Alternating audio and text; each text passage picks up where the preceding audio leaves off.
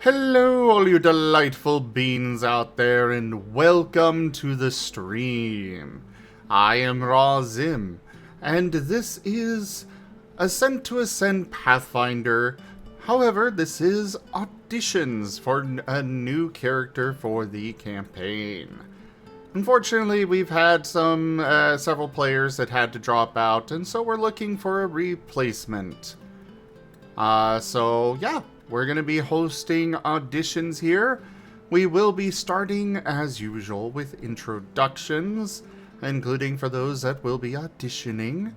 But we'll begin with Taldarius. I am Taldarius, and I will be the storyteller for Ascent to Ascend Pathfinder today. I am Tochemay, and I am playing Gar, the Gnoll Barbarian. Normal type. Haha. Nice. I am Razim, and I am playing as the Marten twins, Judge and Jury. They are a pair of psionic incanters and sentient feral martens. I am Tanya Sapien, and I'm playing Rosalia Nadusignus, the Necro Bunny. Hello, everyone. I am Timble. I'm playing Timbledore Jägermeister von Glorious Borkenborg Wolfenstein. I'm a big Wolven Paladin, captain of the crew, and I'm here. All right, and for those auditioning, go ahead and introduce yourselves. Aerotan, go ahead. I'm Marten Lightpaw. I previously played Samimi, and I'm here to see what I can do. Yes, Lightpaw was part of our prior Retrograde Renegades Starfinder campaign. Go ahead, Canis. Hi, my name is Canis Arcanai. I'm new. I'm going to be playing Azana, and You look probably forward to shouldn't. playing with you guys. Or I'm going to try to play Azana. I'm sorry. See, he's just got that confidence going on. Fair enough. Go ahead, Foxrue. Hello, I am Foxrue, last name not found. I am looking to see how I can make things interesting in this campaign. And last but not least, the handsomely cute Octo. Is just handsome. And hi, my name is Octo. You may know me from the Last Hope campaign where I play as Kobold currently. And I'm hoping to join in. Instructions understood. I will only refer to you as cute. Got another one. Today's To be truly fair- a blessed day. To be fair, this probably should have been expected, Octo. I mean, Yeah, I know. I just gotta beat it into them. You'd look cute as a ghoul. man, we can't even get through audition introductions without shenaniganry. Let's go. Alright, so the way this is going to work is each of you will be in here one at a time. I will be rolling to determine the order for which you will be doing your audition. And Taldarius will present you with a random scenario. The rest of us as players may pop into the scene or we may not. It'll be up to Taldarius, or it'll be up to the player on if they pop into the scene, but otherwise, we're basically going to be seeing how you roleplay in those scenes. There is that question that Tochemay has there. How much experience do you each have with Pathfinder? We'll start at the top of the list again. So I have played Sorry, Pathfinder off. first edition, just to be clear. I've played Pathfinder First Edition since Pathfinder First Edition was a thing. My groups previously had done Dungeons & Dragons 3.5, Dungeons & Dragons 3, I did a little bit of AD&D before that, but not very much. I have been both a player and a game master for Pathfinder games. Although most of the games that I've run, I ended up needing to do pre-built campaigns just because of time constraints. I didn't have enough time to plan out campaign beats. All right, Canis. I've played 3.5 for about 3 years before I started Pathfinder First Edition about a couple years ago, and I've been playing that for about a year and a half before I had taken a hiatus due to personal reasons. I have DM'd 3 games, and one of the which was a pre-built module from D&D 3.5. And I haven't ever DM'd a Pathfinder game before, but I feel I am experienced enough with Pathfinder First Edition to be able to handle it, I guess. All right. Foxroo. I have not had as much experience as the other two have had, but I have had a couple years to explore around in the system, figure out what my tastes are for characters. As for other TTRPGs, I've played a lot of D&D, specifically 5th edition, so there's that, I guess. I have not GM'd at all, so, but I am very willing to learn how to integrate myself into Pathfinder. And lastly, Octo. All right. I've played a good amount of Pathfinder First Edition before. In fact, I've even back before I became a furry, I played Pathfinder, and I based my own off my first Pathfinder character. I've my last campaign in Pathfinder First Edition. It was a pretty long campaign. It only ended because COVID happened.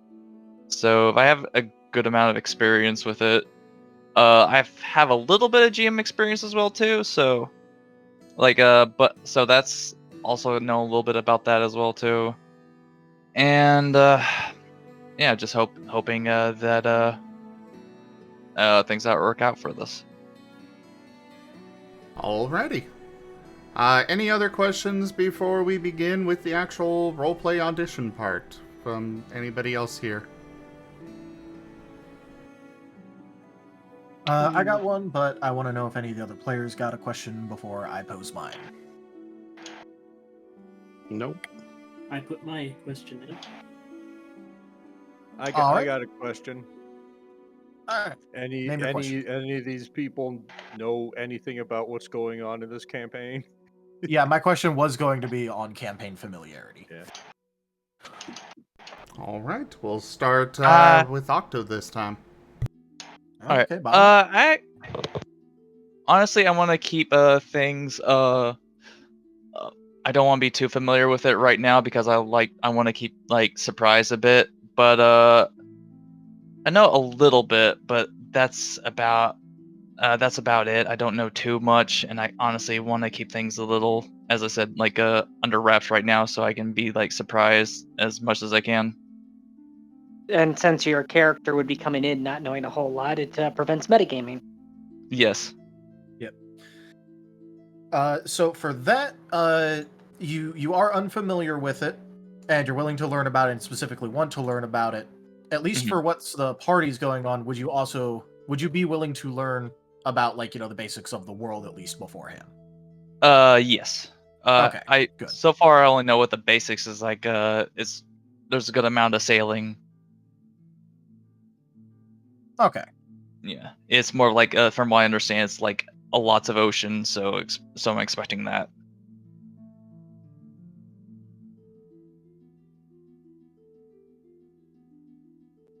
If we're going bottom up, next would be Foxfruit. Looks like the last audition did show up. Hello there, Sky. Okay. Hello. All right. Technically, you are on time. We got started a little early, so go ahead and introduce yourself real quick, Sky. I'm Sky the Avali from Minnesota. I done Pathfinder quite a bit. 2-star GM for Pathfinder, organized play. Yeah. Alright, and since you are now at the bottom of the list, how familiar are you with Ascent to Ascend, the ongoing campaign as it is? Typically watch it as often as I can. I think I'm probably a little behind, but I mean, I could probably catch up.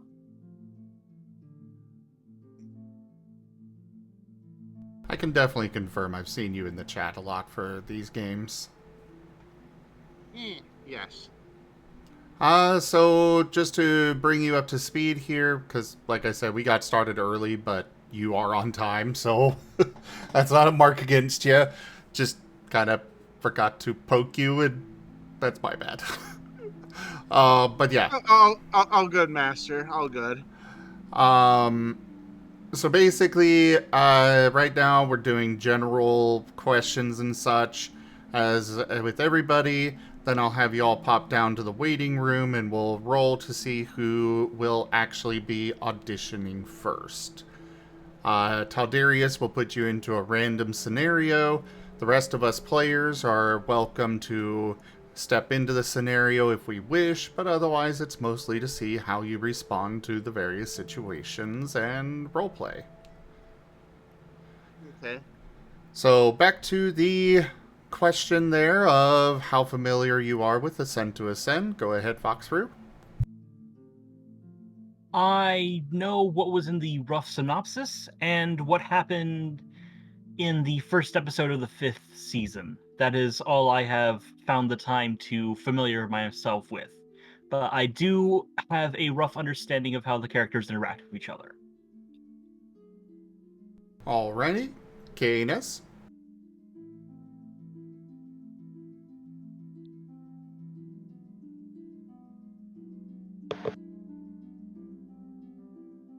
Canis, are you muted? Microphone problems. What do I have my first mute target?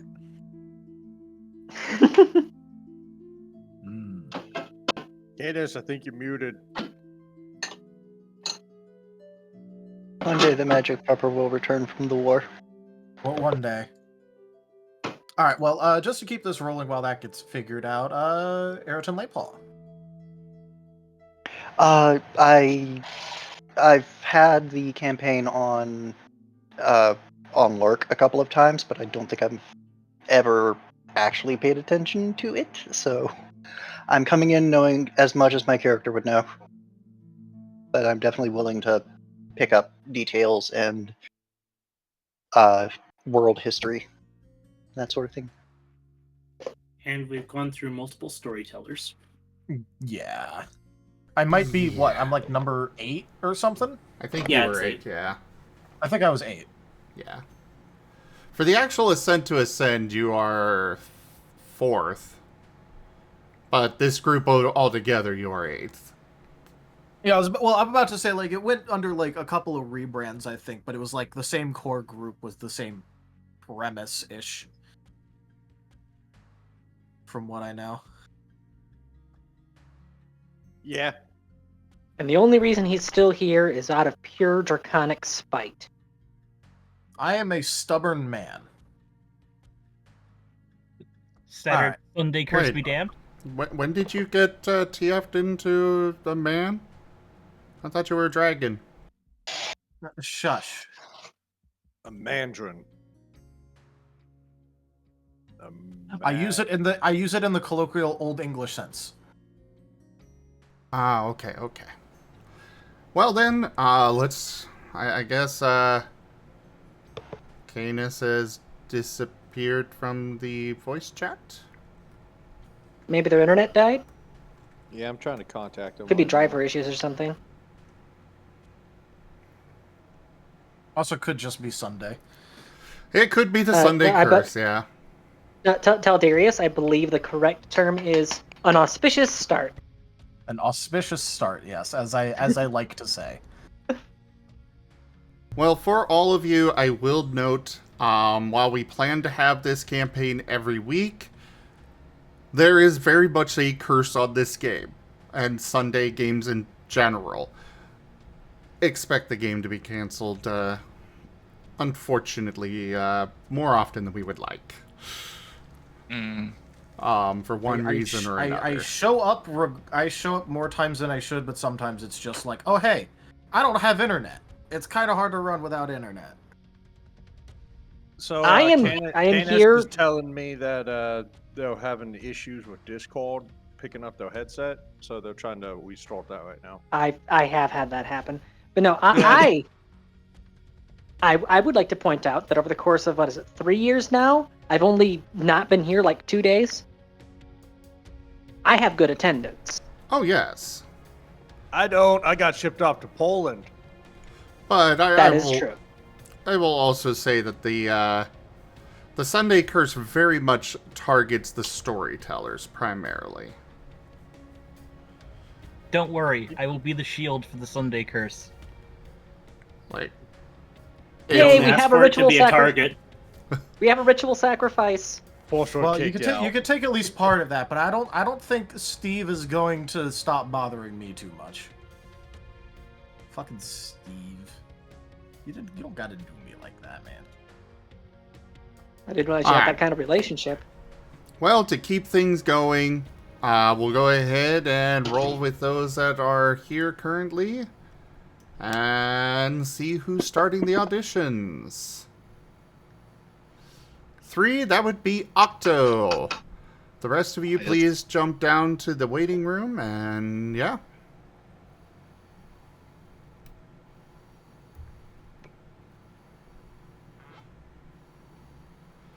All right. Well, Taldarius, the floor is yours. Yes. So I will like to ask just at the beginning, do you have a type of character at least that you are thinking of playing? No actual yes. details, just yeah. Yes, I do. I wanted to play a more stealth dex-based character. All right. I've already got 3 classes I want to go with. All right. Well, that's good to know, but also just wanted to know what kind of character you wanted to play, at least in terms of, focus and personality. That way, could make the situation fit at least somewhat. All right. Also, we did just lose our roguish bard, so that would actually be a good replacement puzzle piece. Yeah. Lame! Heavy armor supremacist! Lame! Don't worry, Timber. There may still be a god killer among them. All right. Well, for the personality, he's gonna be a bit of a grim character, and in fact, he's definitely the type that he prefers solving problems through action, and especially when it comes to the fact that he'll have to at times break the law even to accomplish that goal. All right. Yeah.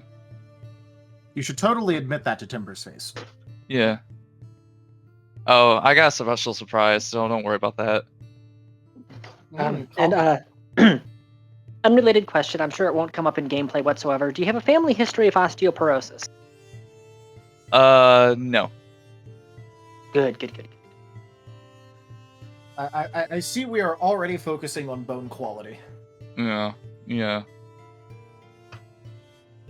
I like to plan for all eventualities. Yeah. Although considering dexterity, I thought you would be more considering, vampire.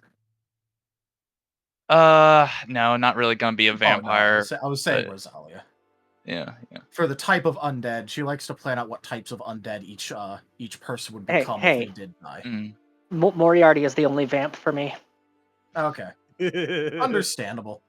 All right. He's the only one that gets to suck on her. Exactly. Also, Now. Bonk. Raharu, unfortunately, yes, it is too late to enter these auditions. We did post that form like 2 or 3 weeks ago in the Creator News channel. So, unfortunately, if you did not see that ping, it is too late.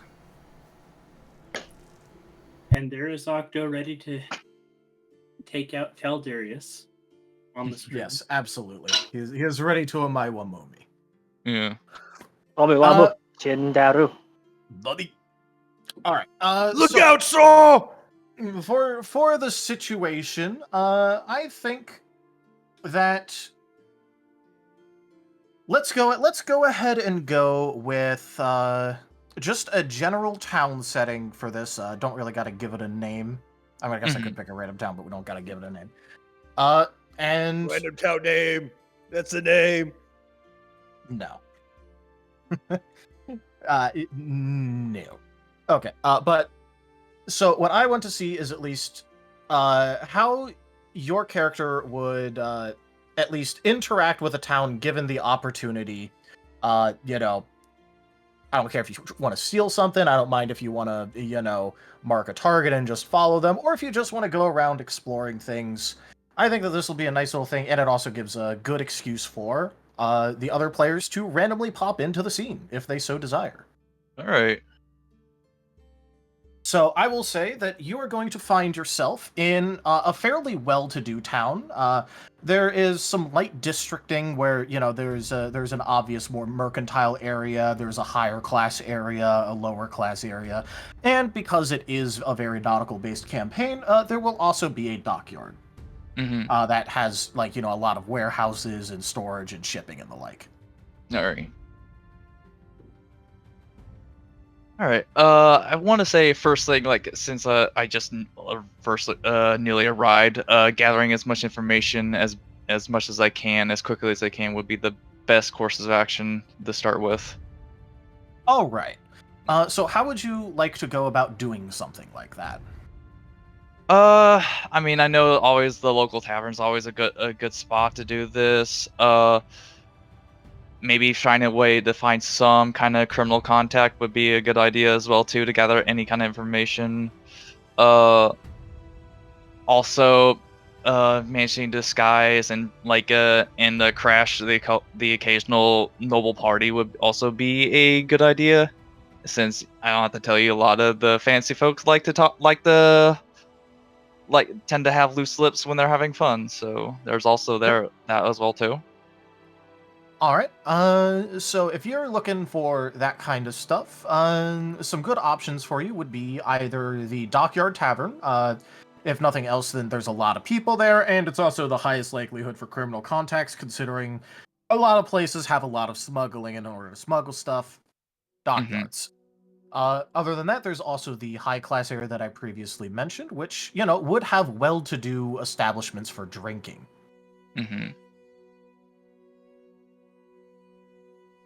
But yeah, I would say also one of my reasons for being here too would also be he would be following a mission. He'd be maybe trying to find a target he's been assigned to take care of. Maybe he's trying to do some kind of sabotage, anything like that. All right. As for a target, let's say you've been contracted towards a specific merchant. You don't know where they are, but you do know that they are a rather prolific merchant who specifically deals in the goods of lumber. So let's go ahead and go with that. All right. But yeah, for one thing, with the information that I gathered, I at least try to figure out as much as I can about them, where they do, where they live, what do they do for their day to day, and just try to use that information the best I can to isolate them, and then take them out as quietly as I can, so that others don't get involved. All right. To that, I would say that from what you said, you're definitely going to be shadowing them throughout the day. Yes. All right. In that case, let's go ahead and go with that. And in the course of you shadowing them, obviously there's going to be times where they, like, have a meal to eat or stop to talk with people and things of that nature. So you would likely be, like, at least there with a public presence. If any of the other players would like to, just chime in with things, this character would be going around town following someone and would be having a public presence. Well, there would be, you're going to be on the street and see a very large bundle of lumber just float past, followed by two very small little critters that have wings on them, and they're kind of flitting along beside the very large floating bundle of lumber. Mm-hmm.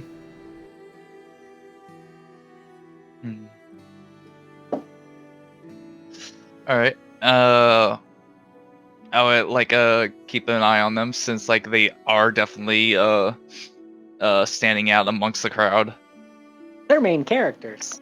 Yeah. They're main characters. Yeah. It's also likely to be interesting because, you're following a lumber merchant, and here comes two creatures somehow floating large bundles of lumber. Yeah. I would try to keep I would still keep my focus mainly on the merchant, but I would also try to keep my eyes on them as well too, just in case if I think that they're actually working for them as well. It's a construction walk all over again. Yeah. I know, right? Exactly my thoughts. All right. So, for that, would anyone else like to pop in, or is it just going to be the twins, doing their side job as they are wont to do? Well, that would depend what the destination is for the lumber they're carrying. True. Are you just following along this lumber merchant with product, or are you taking it somewhere? They're going to be heading away from the merchant, probably heading towards the ship.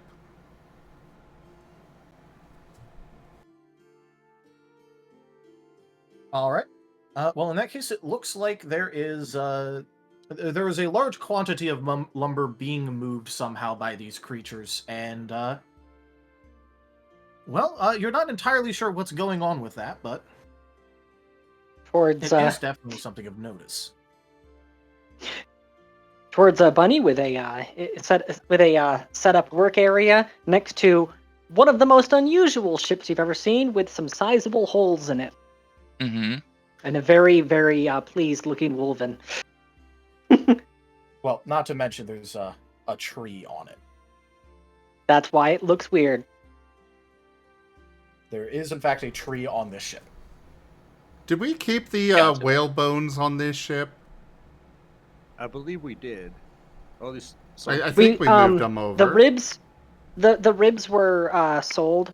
We did keep the skull as a as part of the bow head. Okay. Yes, it got integrated into the ramming device. Yeah, so the bow head that I believe was supposed to be, it was the Empress. So it's basically the Empress standing on top of a whale skull. Gotcha. All right. Quick question: would the merchant be heading towards the ship? By the way. Let's see. Would the twins have contacted the merchant to try and obtain this kind of lumber? I'm gonna say yes, and they're gonna be going back for more. All right. In that case, yes. All of this large quantity of lumber is being moved to the ship, and upon seeing it, getting moved, the merchant would in fact be following behind. All right. Still talking quite jovially with someone that he met on the street. Okay. If you are getting close enough to actually hear the conversation, it's mostly just going to be things about how, what a wonderful business opportunity and all of that, and effectively trying to replace the mass quantities of lumber that he's selling. Okay. Because after all, So, he's not yeah. going to be a merchant if he doesn't have wares to sell. Yeah, that is true.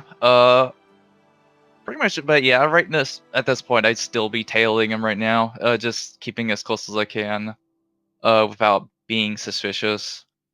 I would also at some point before I get to a point where I can do anything to this person, I would maybe think about ways I can create distractions. All right.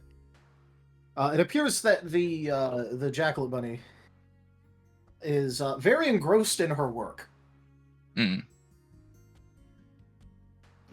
What Whereas is I this? see that I in that said one. what is this? I said pre-stressed. We're gonna have to treat this before we can put it on the ship. Otherwise, it is going to warp like a knot. Sounds like it's already stressed. It's stressing me out.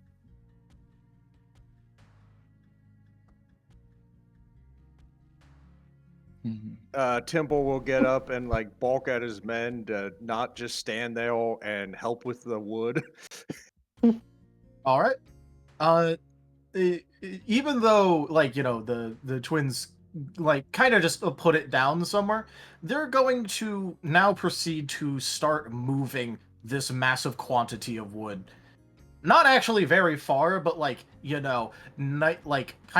nicely stacked in a pile, closer to the ship at least. Mm-hmm. They are moving it 1 foot to the left to look busy. Effectively, it's more like 15 feet, but yeah. This quantity of wood does not actually need to be moved, but they have been told to move it, and move it they shall. All right. Unironically shuffling it like a deck of cards. Yes. Make sure it looks nice and stacked good. Why? Because it's orderly. All right. And in order to double check and inspect some things, the merchant would be heading at least very close to the ship in question. All right. And seems to be striking up now a conversation with the eclectic group of people that he is selling this massive quantity of wood to. All right. Did we grab the wrong stack of wood?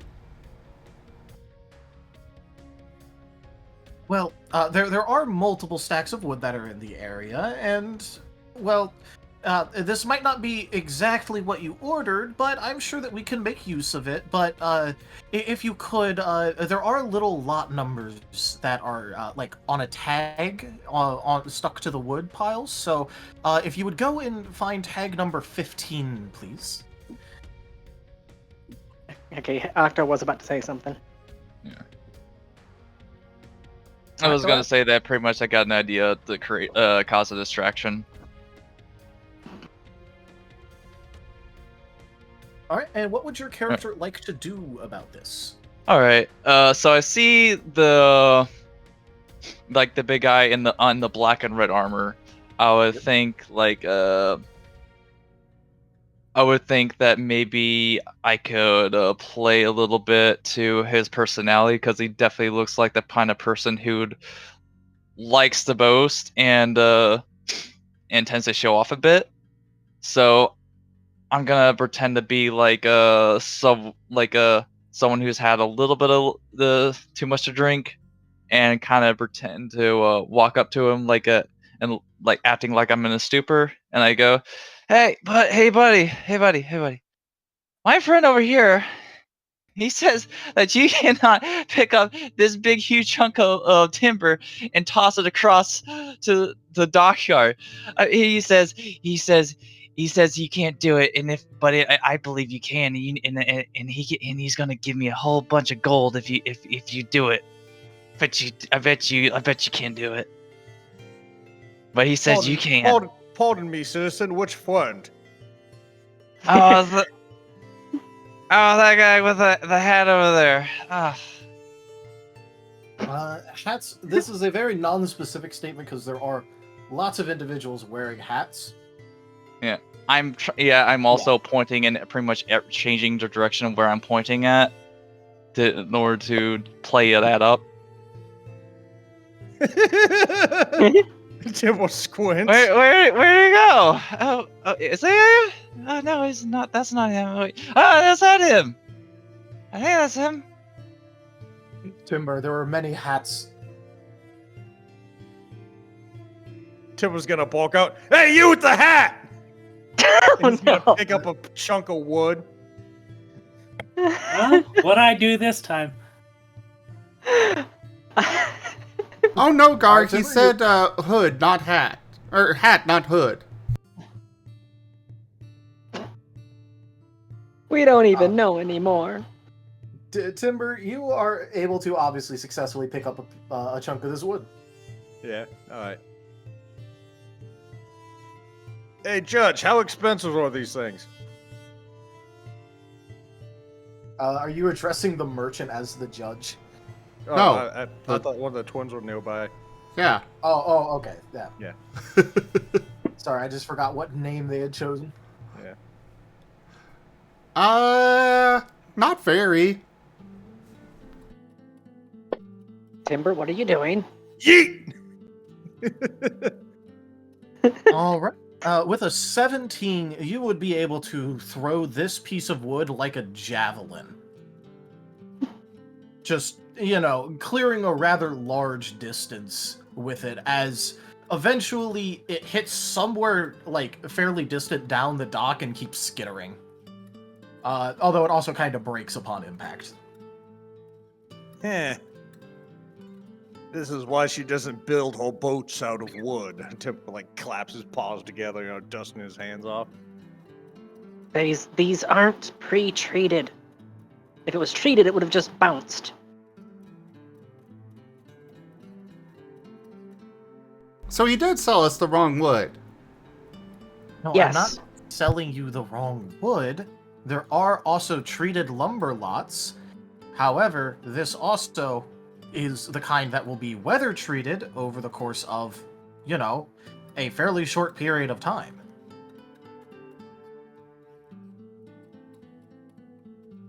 Would you kindly give us the correct wood? Timber, I think that only works when I do it. Kaiser, damn it. Like I Also, said, it only we'll works just on have to- undead. We'll also just have to go and get lot number 15. Numbers are made up anyways. I would greatly prefer pre-treated lumber because then I don't have to incorporate as much stress into the frame. All right. Arda, your character has successfully at least integrated himself into the sea. What is his plan to do with this? Okay. I'm assuming this has caused a good scene right now. Yeah. Yeah, and everyone's focused on what Timber's done. So I'm gonna see if take advantage of this and try to grab hold of the merchant and take him to an alleyway, quietly. Just slight bit of context, because as far as making a scene, when Timber shouts, there have been times in the past when I had to roll a fortitude save so that Rosalia's sensitive hearing wouldn't end up causing physical pain. Yeah, Timbo's very big and loud. Yeah. Gotcha. Although normally that's in confined spaces because he does not have volume control. Yeah. He has been known to give bunnies tinnitus. He is that loud. It's Gotcha. because I have tinnitus. Yeah, he's just sharing the gift. Yep. So The back alley. Kaiser's blessing. So yeah, I'm gonna take advantage of that. Gonna grab the merchant, take him to a back alley. I would have maybe some kind of way to knock him out first. All right. And yeah. Let's just say, for the sake of argument, that you just kind of swung a drunken arm over his shoulder, with hey, buddy, you look like you need a drink. I know a good place for drinks. Yeah. As for the rest of the group, this apparent drunkard has decided that the merchant you're buying from needs a drink. However, the merchant has also already told you what lot number you actually need. Well, the twins are gathering up the wood they already brought and going over to the lot to get the other wood. All right. Would any Also, of you be caring welcome, about? Whiskers. Hello, Whiskers. Also, would any of the rest of you be caring about the merchant being pulled away to go for a drink? All right, if I'm going to be applying on this new lumber to be treated, I need a good astringent. I'm going to see if they have any moonshine there.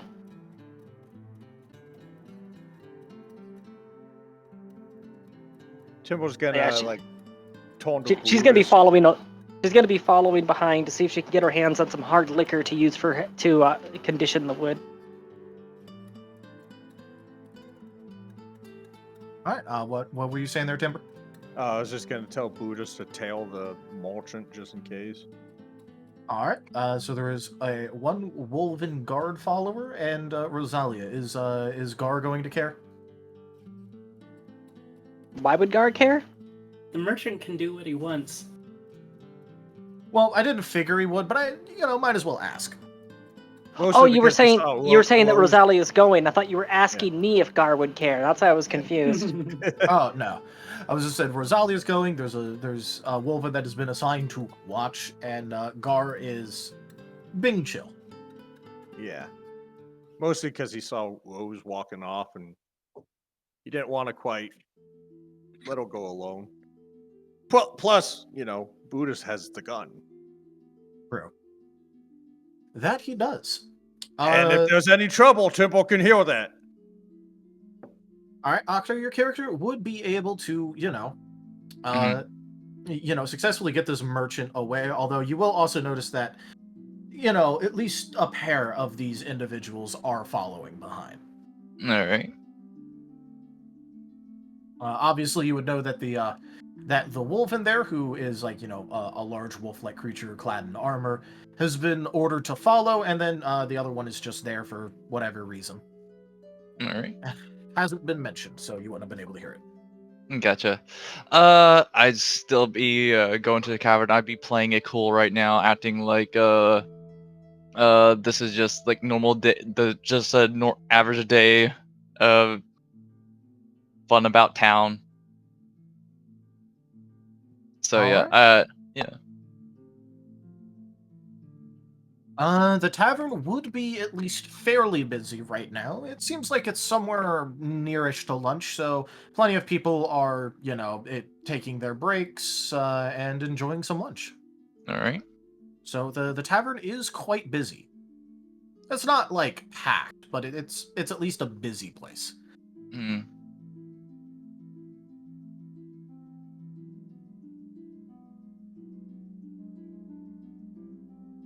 All right, Rosalia, I imagine that you would just be grabbing the hardest liquor in terms of percentage that this establishment offers.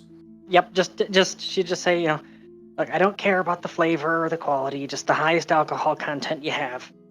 And as soon as that's been provided, her backpack would climb off of her back, go over to the barrel, and just Pac-Man it. Mm-hmm. Yep. You would be given some of the highest proof swill imaginable. The kind that someone would only drink if they were heavily down on their luck and needed to get drunk for as cheap as possible. It's the stuff so strong that it would curl floorboards, which is exactly what I need it for. Yeah. It's imperial grade. Used it for cleaning guns. It cuts the grease right off. Yep. Cleaning guns. Wink, wink. Just, the fact that her backpack is climbing off of her back and skittering across the floor, just thought that might be something that Octo's character would take notice to. Mm-hmm. As for the other guard, he'd be taking the opportunity, doing kind of like an awkward side shuffle, so he's literally always looking at the merchant. Would go to the bar and order an entire barrel of liquor, and then just heave it over one shoulder and continue watching. God, I love Buddhists. All right.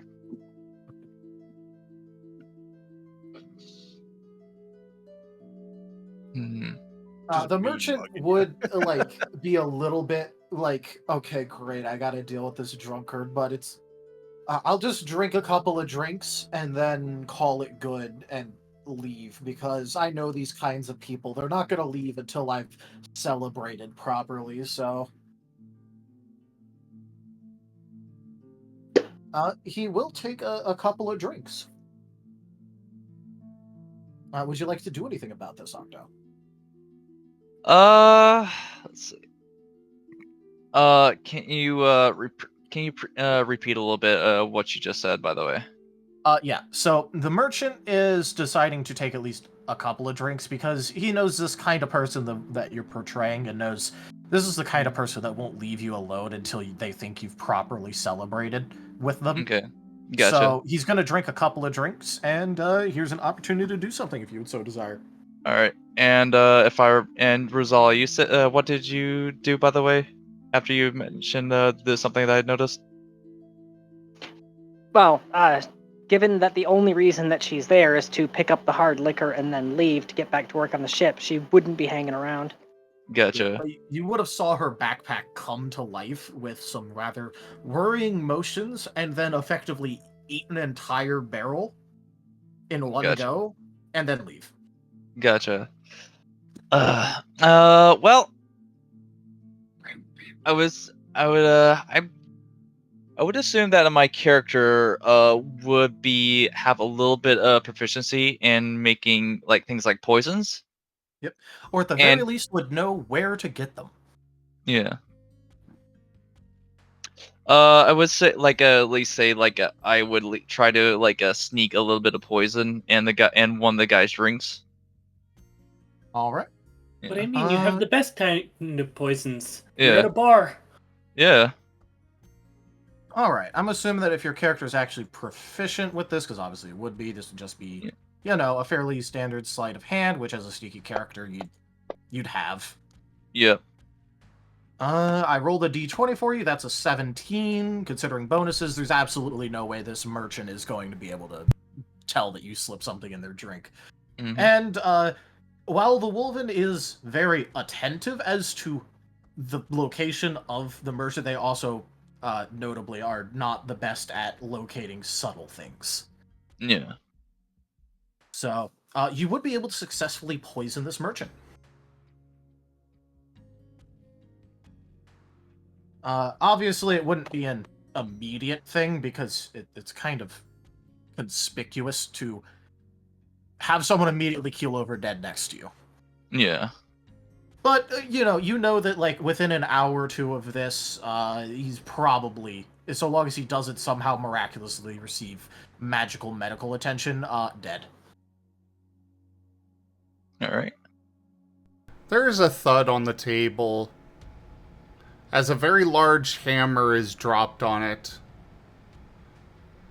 And some drink spill a bit. And one of the Martens kind of just floats down in front of your face. Mm-hmm. Oh, if you're gonna be engaging in the hammer time stuff, Captain Timber wants you to have this.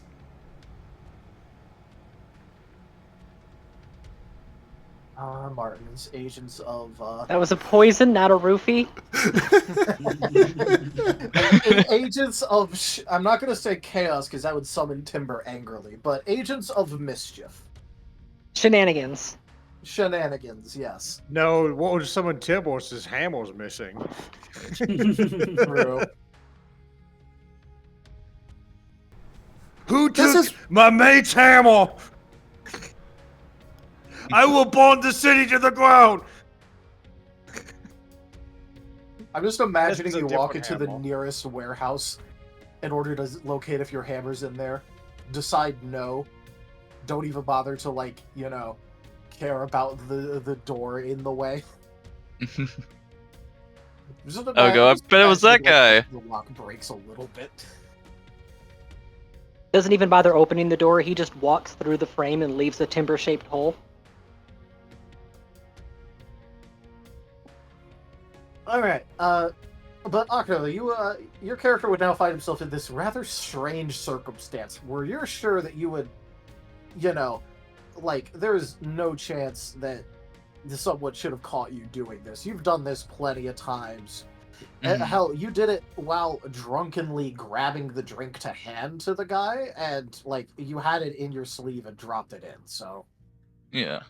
you're not quite sure if you properly got caught, how you got caught, but there's this strange animal creature floating with their wings, having dropped a large hammer on your table and kind of spilling some drinks. Okay. I I play as I said, I try to keep it cool for now, and play it up a little bit by pretending, as I said, since we're in a tavern, like playing it up that I am a bit drunk still, and just like fall back, go like, whoa, what is this? What was that? Oh, well, if you're gonna go be engaging in the hammer time, you're supposed to have the hammer. I do the hammer? Well, that's what people, when they're drunk, do. At least that's what Rosalia and Moriarty did. Oh, my friend. They've been hammered.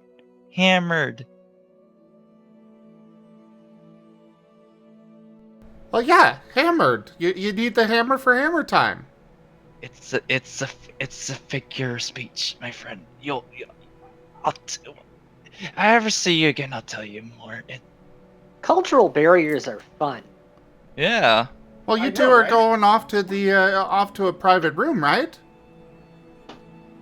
You're gonna go have hammer time in a room.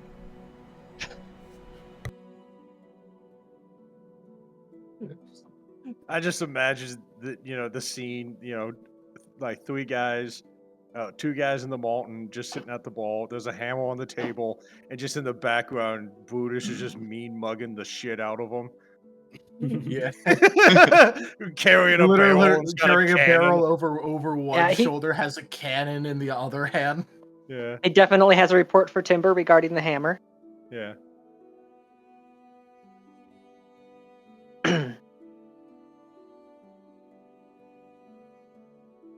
The merchant is currently busy cleaning off a little bit of the alcohol that got spilled onto his thing from the thud of the hammer hitting the table. All right.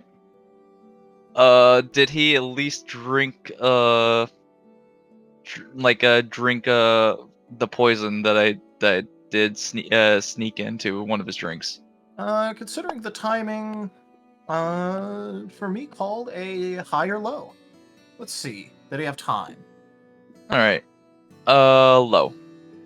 Low. In that case, yes, he did. All right. All right. Then next is just observe and just see what happens.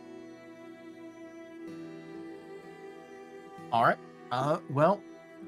Also, just to put it into perspective, this is a hammer meant for a size large creature Gotcha. that has been dropped onto the table. Okay, so yeah, there's no way I can lift that hammer too. You can Yeah, lift it, but like you might have some difficulty. Yeah. To put it in perspective, Rose physically cannot lift it. She has to drag it when she moves it. I mean, you're also Gotcha. 2 size categories smaller than it's,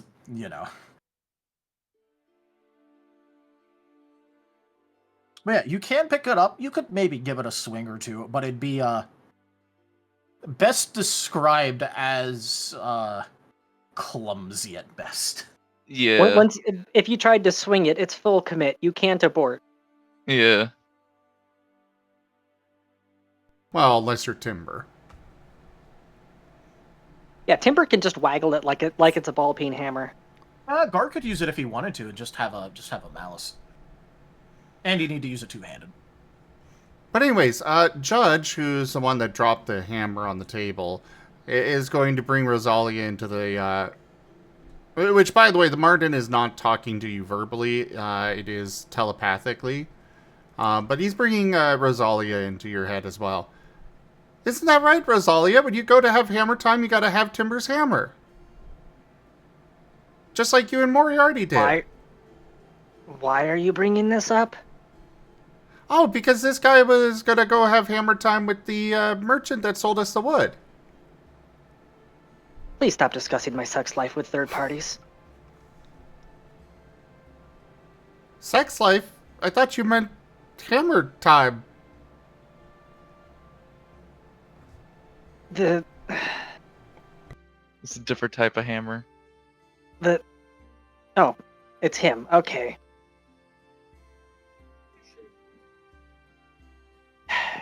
You two are an interesting paradox. Wait. Do you have Timber's hammer? Yes? Did he give you permission to take it? We thought it was a long-standing order that people that are about to do hammer time need to have the hammer. I'm just gonna stay over here so I have plausible deniability. Well, I guess that means that you are supposed to take the hammer with you when you two go to your room. Who go to the... Okay, now I'm actually curious. Who's the other person in this? And why are you following a drunkard around? Well, he took the merchant. Huh, I didn't know he swung that way. Wait, he swings? He can lift this thing? We thought it was too heavy for him. Figure of speech. Oh, dear Hades, give me strength.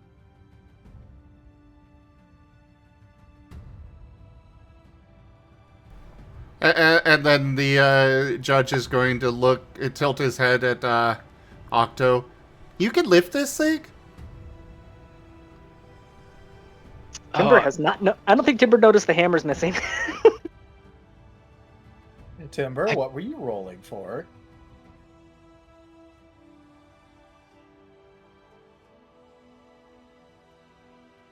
Timber? Timber? Oh, sorry, I was muted. I was just gonna say Timber's looking for his hammer, but you just hear in the background. You just hear Timber yelling about the hammer in the background. His voice is not approaching any closer, it's just distant yelling. Yeah. And then occasionally the sound of something breaking. Oh, Octo has switched to a cute Riolu. No, I didn't. You didn't notice that? And also not cute? Press the digitation. Well, he is in disguise. Yeah. Press the digivolve. I will say this, my character may or may not be a shapeshifter. That wouldn't be our first. Yeah. Well, I mean, you do... Your default is a kitsune, so I kind of expected stuff like that. Yeah. Even though Martens are better at shapeshifting. Moving on. Never gonna hear. Let me hear the end of it. All right. With the hammer, I would go like, yeah. I mean, maybe.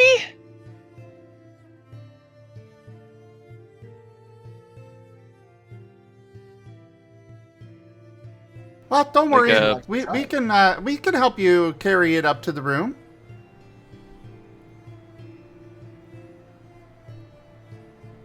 Yeah, Would you like a character to try? You know what? Sure, why not? All right. Go ahead and just toss out a roll. You probably don't have too much of a modifier. Mm-hmm. I'll say with that roll, you could probably, you could lift it up slightly. You could even move it a little bit, but, you're not going to be lifting it much from, where it's already at. You're not going to be able to bring it over your head or, anything. It's more like picking it up slightly and moving it a little bit. It isn't so much a hammer as it is an anvil on a stick. Yeah. You feel like if you really, really wanted to, for some reason, you could give it a swing, but not exactly the most, it wouldn't be effective. Gotcha.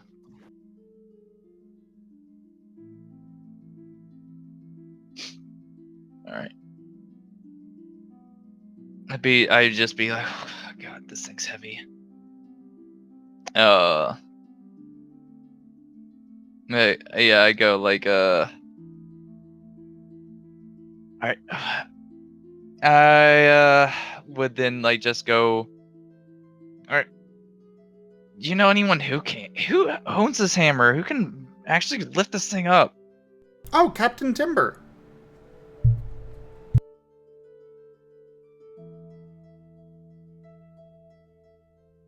And I look and I go like, is it this guy again? Oh no, not him. But he is big, about as big as him. Oh.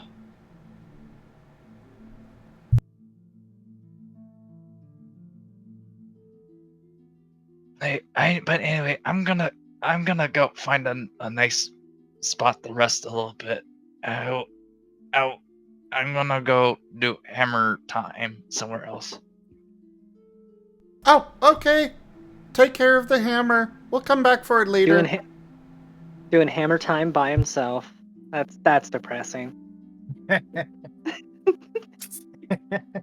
Just an utter look of disgust from Buddhas. Heretics.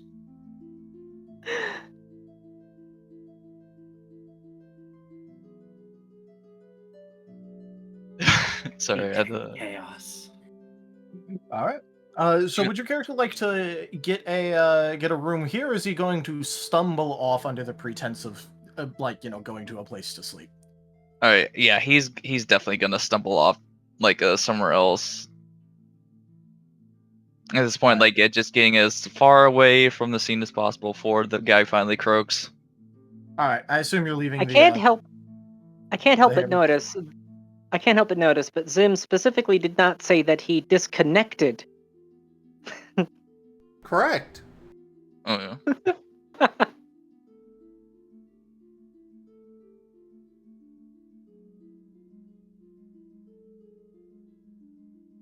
Well, we've got to be able to figure out where he is later to collect the hammer. Well, that's why I was asking if he was taking the hammer with him. But yeah, I'm not taking the hammer with me. Hey, where are you going? You got to take the hammer with you. You can't do hammer time without the hammer. Captain's orders. I got my own hammer. Well, probably, but it's we don't think it's as big as Captain Timber's. Hey, it's not the size of the hammer. It's what you how you hammer. Why am I still part of this conversation? Oh, because we didn't disconnect you yet? One thing I will remind you is that at least for things like the collective, people can leave when they want.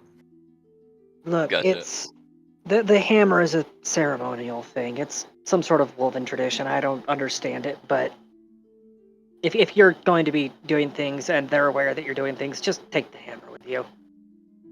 Those two can be very annoying when they want to be. And yes, I know that they can just drop out whenever they want, but she hasn't disconnected. Also, nobody Okay. ever told her that she could disconnect. Okay. True, that is also a fair point as well. The twins are never going to tell anyone. I was about to say, I don't think anyone's tried to figure that out. Yeah, we just told the twins, hey, leave me alone. Yeah, we know just that assumed if we that disconnect, since we're they're going to make the Martens sad. well, that too, but no, Rose just assumes since they're telepaths, they can just barge their way in whenever. Well, So she specifically asks when she wants privacy. Hmm. Yeah. Although every day that passes, she's more and more inclined to get a psionic blocking headband. Would I also know? Would I know that I could disconnect by my own will if I could pass a knowledge arcana? It'd be let's go ahead and say that. Would your character specialize in that kind of stuff? Yes. I have no clue.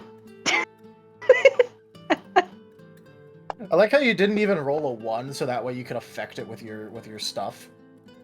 But yeah, one of the things I have idea for my character, knowledge arcana is a class skill. Okay.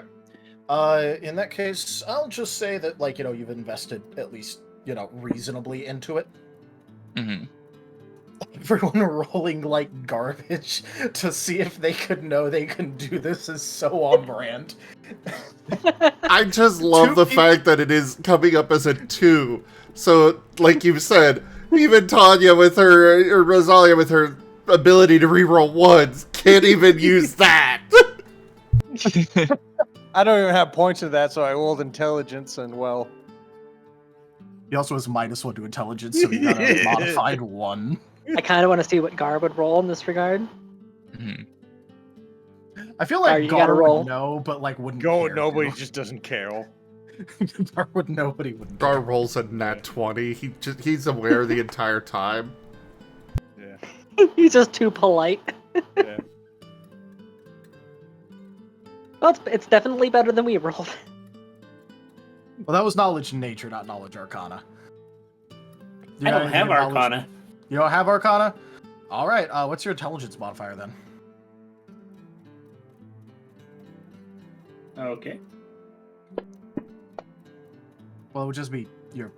Yeah, he knew. So yeah, Gar knew the whole time. He just didn't care. Yeah, it would make the Marten sad to disconnect. Yeah. The only person who knows how doesn't want to.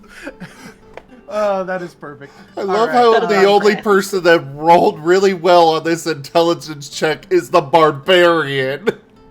Yeah. So your character, by the way, Octo, your character also rolled like garbage. So this is this is psionic shenaniganry, and you're not exactly sure how this works. Mm. Maybe if you get far away enough, eventually. I mean, it isn't like it'd be ridiculous if they could like contact you across the world or something. Mm-hmm. Hmm.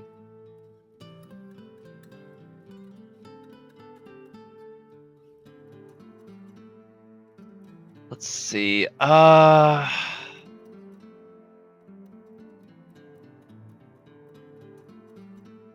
Alright, but yeah, I'll probably just since I pretty much don't know what's going on with this with the whole like psychic shenanigans, I'll probably just do what I'm told for now, just not to rouse up what I did before, and just like trying to keep an empty head right now, since I don't want to I don't want my thoughts to just go astray right now and betray what I'm really doing. Yeah, just get the hamster dance stuck in your head. That'll be a good Yeah. distraction. Yeah, that's a good idea. I'm gonna pretend the hamster dance is going on in my head. That and probably also to keep up the ruse, just considering different types of alcohol. Yeah. Just like just considering things in your fake disguise personalities.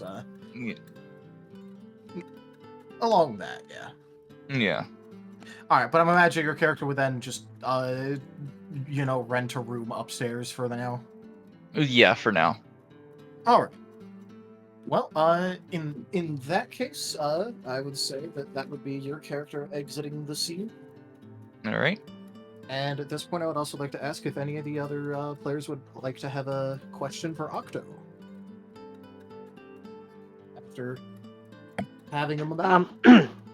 Yes. What are your feelings on proper hydration, and do you have a skin allergy to linen?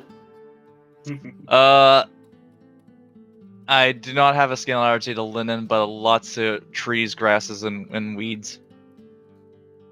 That could be a no. problem. How I do know. you think your character would get out of being the last one to talk to the merchant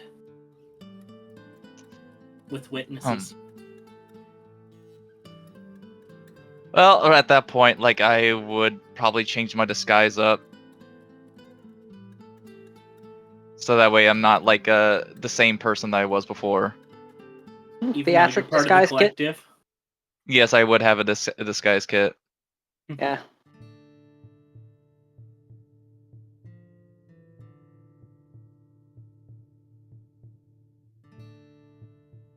All right, is that all the things for Octo? A question for Taldarius. For the next person, are we just going to continue the scene going, or start fresh on something? I was thinking that we already kind of have this as an established thing, so might as well keep this going and see how to modify it or something. Because I imagine that, like, you know, stopping for supplies in a random port is something that could happen at literally any point in your journey. So Yeah, given that the setup for the ship is that it took some battle damage, I mean, just pirate ambush, so we pulled into the nearest port afterwards. yeah, it's pretty simple to, you know. All right, Wolven, change positions. Yep. All right, Change so, places! I will say thank you for your audition, Octo. It was wonderful having you. All right, thank you. Changing of the guard. Changing Yep. of the god. We'll let you know what we decide. All right. Buddhas, keep that booze though. We're keeping this part. Canonically, yes, he is going to be keeping the booze on the ship. All right. Well, you are free to go there, Octo, and we'll figure out who's going to come up next. All right. Can't wait to hear back. Yeah. All right. Yeah, but everyone have a good day. Just know, like, but yeah, like, whoever gets picked, like, you know, like, no hard feelings. So yeah. Fair enough. Hold the line. Yep. All right. Yeah. See you later. Shall not fall.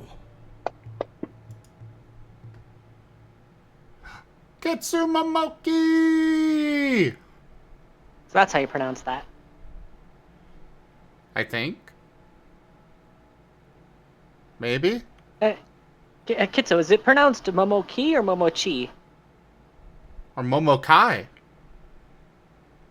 Or is it Kitsumo? Is it Kitsumo Mochi? Mochi. Momochi. I like all of these. Momochi. Okay.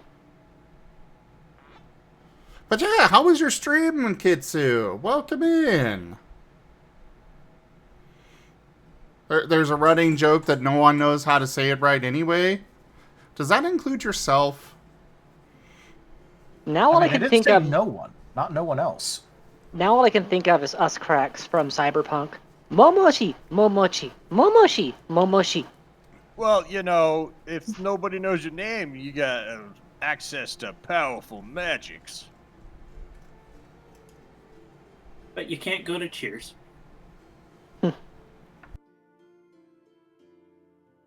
Which checks out if they'll kid soon.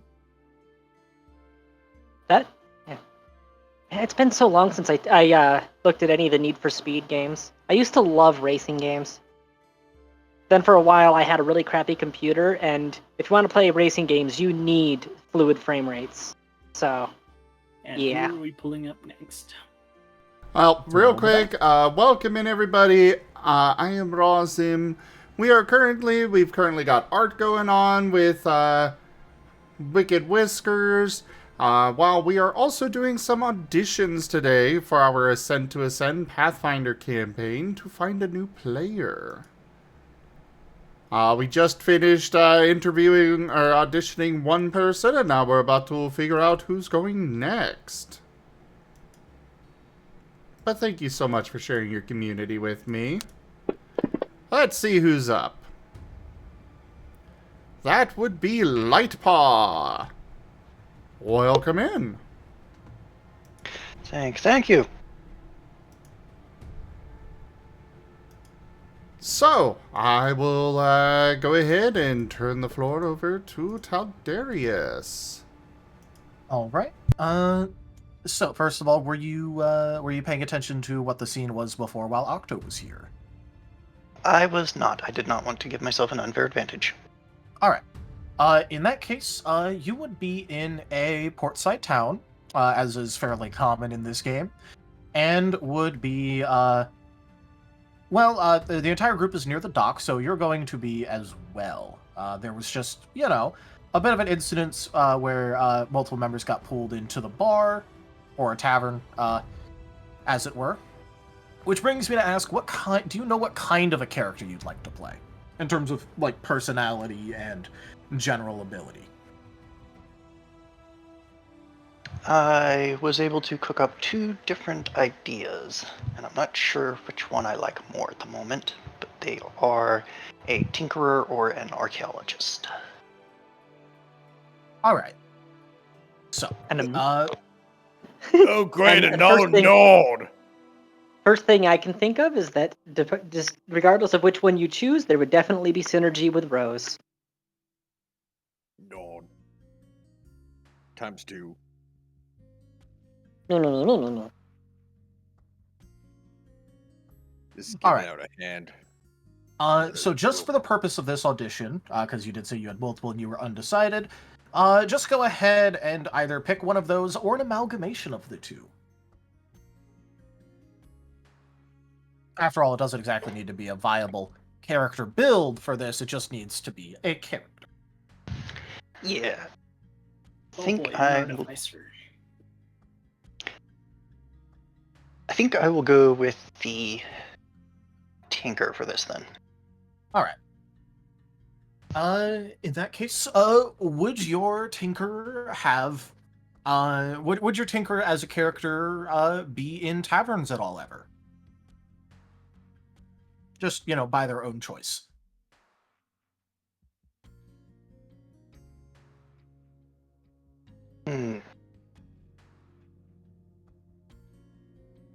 Taverns Even are a if good they- place to find clients and rumors. Yeah, so I was going to say if you wouldn't normally, then I would just say that you would be there with a client or a material supplier of some sort, like trying to have a business deal or something. So you could either be there on your own, or you could be talking to someone to do with your trade. If they're a tinkerer, then they potentially might have recognized the lumberyard manager guy. Very possibly. But I do want to ask, are you going to be there by yourself, or having been closing out at least part of a deal? Thinking a deal probably closed. All right. In that case, the individual you were talking to over, a nice set of drinks and a light meal, because it is about lunchtime, would thank you for a successful deal and be on their way. As for other stuff that has recently been happening in this tavern, there was a bit of a scene which involved some manner of drunkard pulling in the lumberyard manager, who you have talked to before, just in order to acquire some high-quality wood for some projects. Having a couple drinks with them, and then what appears to be a psionic creature of some kind coming in, dropping a hammer like a size large hammer, directly onto the table they were drinking at, and then basically having some sort of conversation with them. You're not sure because they haven't been talking. It's just more been the one side talking, the other side somehow responding, before the drunkard eventually stumbles upstairs, having rented out a room. See. That all combined is probably making me a little bit nervous. I wasn't sure if I was muted. I will say you do see one large armored wolf-like creature holding a very fancy-looking cannon rifle. And may have noticed the bunny that had come in, ordered the strongest stuff they had, and then her backpack crawled off of her back, went over to it, swallowed the barrel whole, then went back to her back. Overall, it has been a rather colorful afternoon. A lot of interesting characters tonight.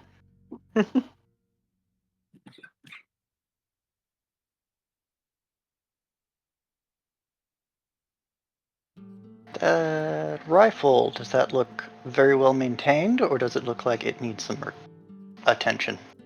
Okay. So as for what this is, imagine effectively a mini cannon, strapped on top of, some woodwork.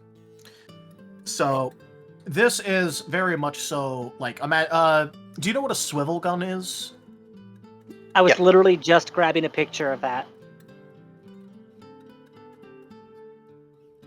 Believe I can yeah. post it in media sharing. Oh, Yeah, hold go on, ahead. hold on. Yeah. I was about to go to media sharing with my picture. I guess we can post both. Well, I got one of a wolf and actually holding one. Yeah. Ta-da! The squirt gun. Yes, it squirts the ball very fast. Yep. The creature holding it is 9 feet tall. They're very big.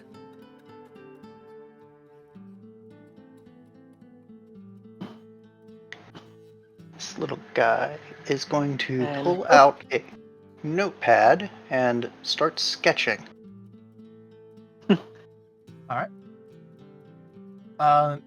But yeah, if you look in media share, you can see some representations of what this thing looks like. Yeah, a woven was it Stormgewehr? Is that what they call it? Or- Cannon there. Ken give off. Kengewehr. Yeah, it's basically what would happen if a blunderbuss took all its vitamins. It ate its Wheaties. Yeah. But yeah, so, at least in this world, while not being literally the most advanced tech available, the Wolven do have access to what would be considered rather advanced technology for their widespread military. So, while other armies in this world would use cannons and the like, they wouldn't have effectively proto guns to use in Not their necess- military. Not necessarily U.S. Special Forces, but at least the First World Army. Yeah, so while it would be common to see people at least having a gun, this is an institution where a lot of the members of the military have guns. Just to give you a world view of what this would be.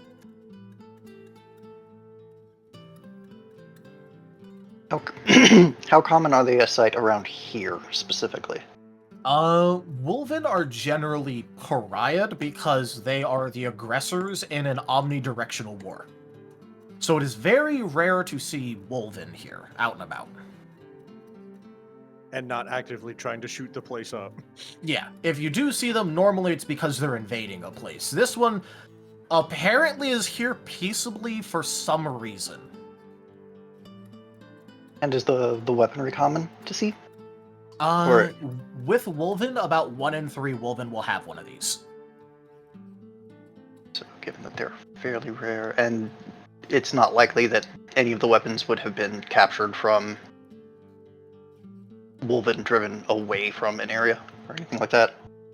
The only group who can reliably capture and utilize Wolven equipment is the northern nation of Hoscavania, which you are nowhere near.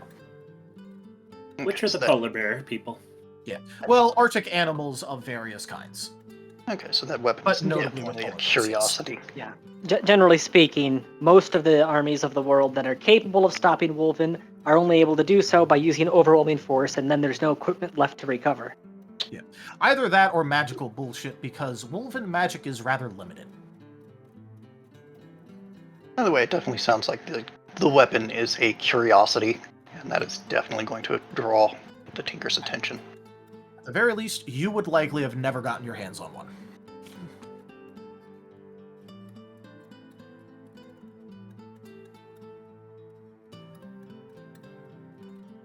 Absolutely going to be sketching the heck out of that. And like, not even trying to hide the fact that he is sketching that weapon. All right, let's see how attentive Brutus would be towards other individuals besides the person he was told to watch.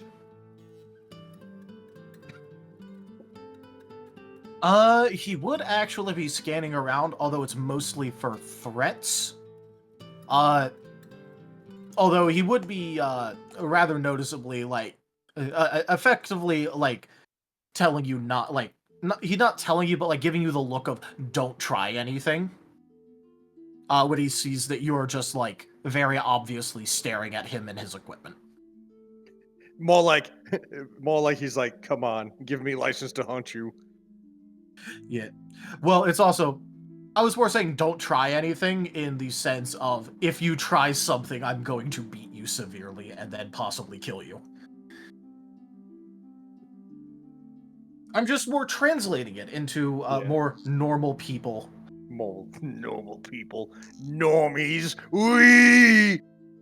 I know, right? Disgusting. But yeah, so the Wolven definitely notices what you're doing and is paying special attention to you now. Although he is looking at the lumberyard manager merchant guy primarily.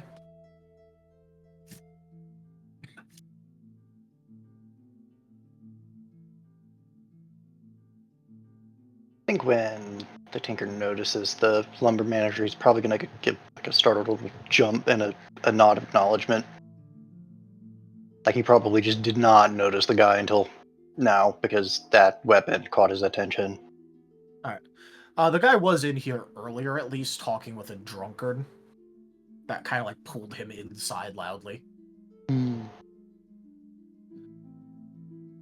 But then again, you also were in a deal, so maybe you just like were more focused on that than anything else.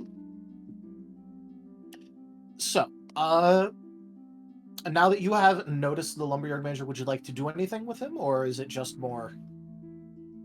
Does he look busy or approachable? The only thing he was kind of in the middle of doing, when the hammer got dropped loudly on the guy's table, it kind of spilled some alcohol onto him, and he's kind of like trying to clean that up. But overall, no. Are the twins still there, or at least one of the twins? Yes. The little flying psionic thing is in fact still there too. But you're not seeing the lumberyard manager guy do too much besides clean himself off. Does it look like he might be having a business discussion, or does it look like he might be free to approach for business discussions? Absolutely no business discussion right now. He got pulled in by a drunkard, might have been having a conversation with the drunkard, you're not sure, and then it got interrupted by the hammer being dropped. And then the drunkard stumbled upstairs. So, he currently has nothing going on.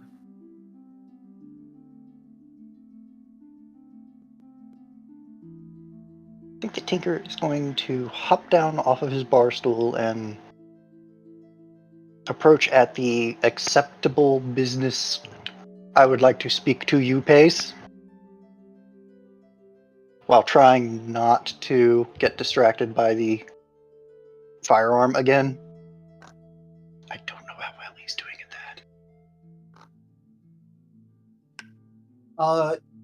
It is at this point, like as you're approaching, that that the Wolven would at least get a little bit closer, and you are now kind of acutely aware of how much these guys loom over everything else. Also, that cannon is actually pretty big. As for the lumberyard merchant, yeah, no, he would pause in cleaning himself off a bit, and then go, "Oh, it's you. Sorry, just had a little bit of a mess.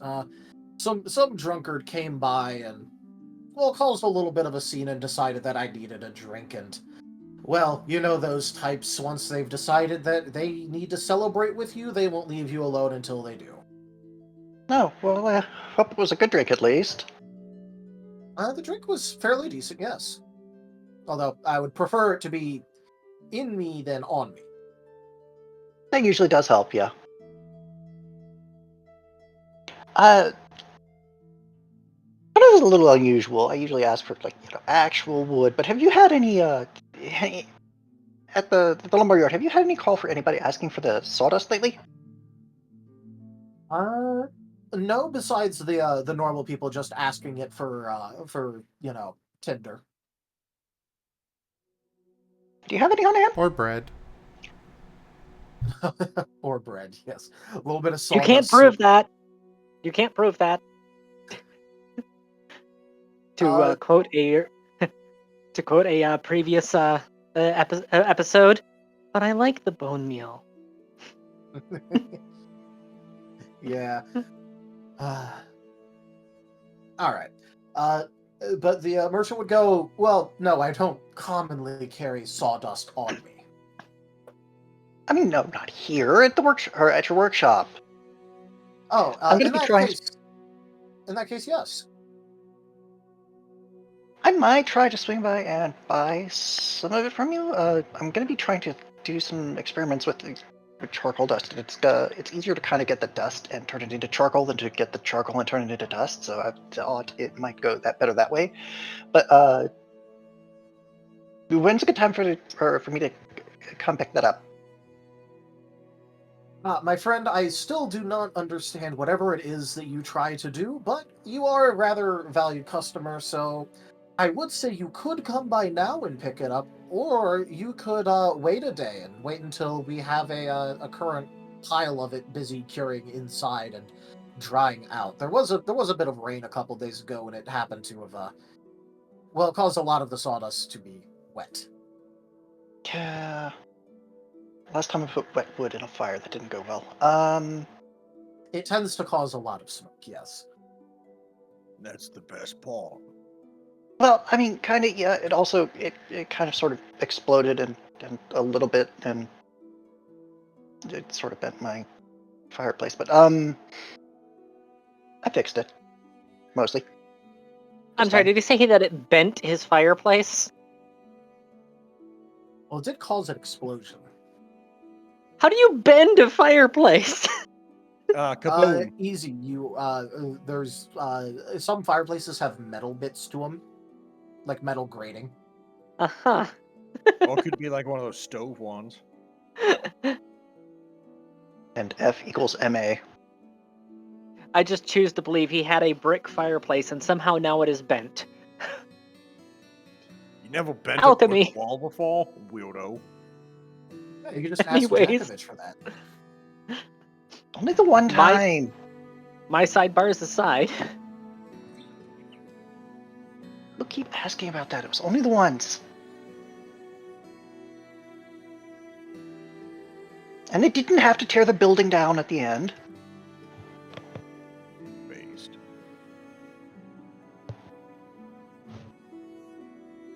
All right. Yeah, the merchant would inform you that if you swing by his shop tomorrow, you would be able to get some nice dried out sawdust. Excellent, yes. My hammers are in good condition. Do you know anyone who supplies brass around here? I keep running out.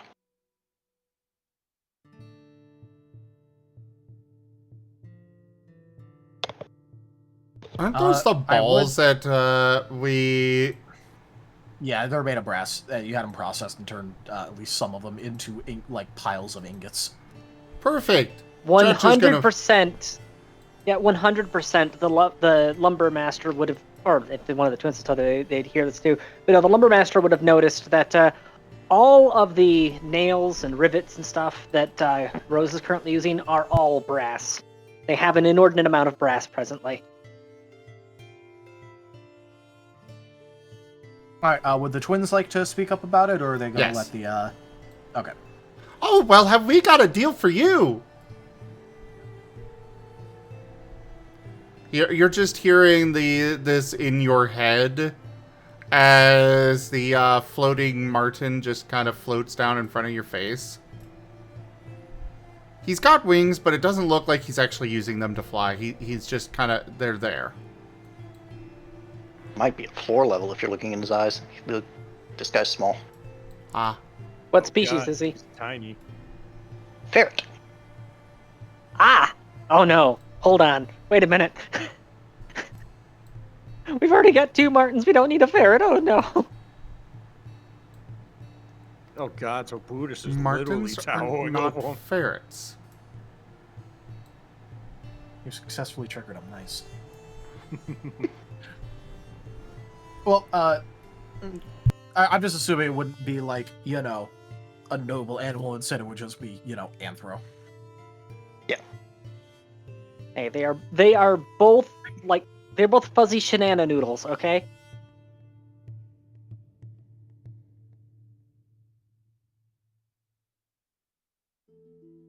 You're just jealous. There's definitely going to be some ear flicking of confusion. That definitely happens, but he seems to accept it in stride, and I'm not sure if he believes that that's a voice in his head or this person's voice in his head. So Well, you want did see brass? someone- We got lots of brass. Really, lots and lots of brass. Too much brass. You want brass? We got brass. Oh, I definitely need brass. What do I have to trade? I've got gold and I've got black powder. Well, Some. come over to our ship. We can definitely see about making a deal.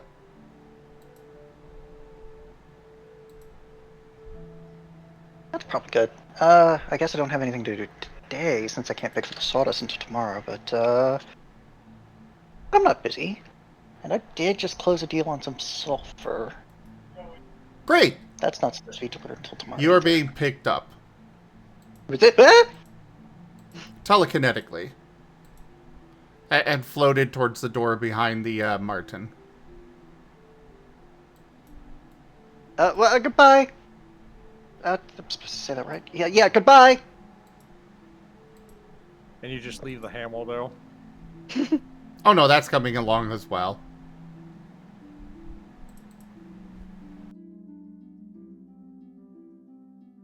So, storyteller, what's Buddhist's opinion on the Marten having the hammer?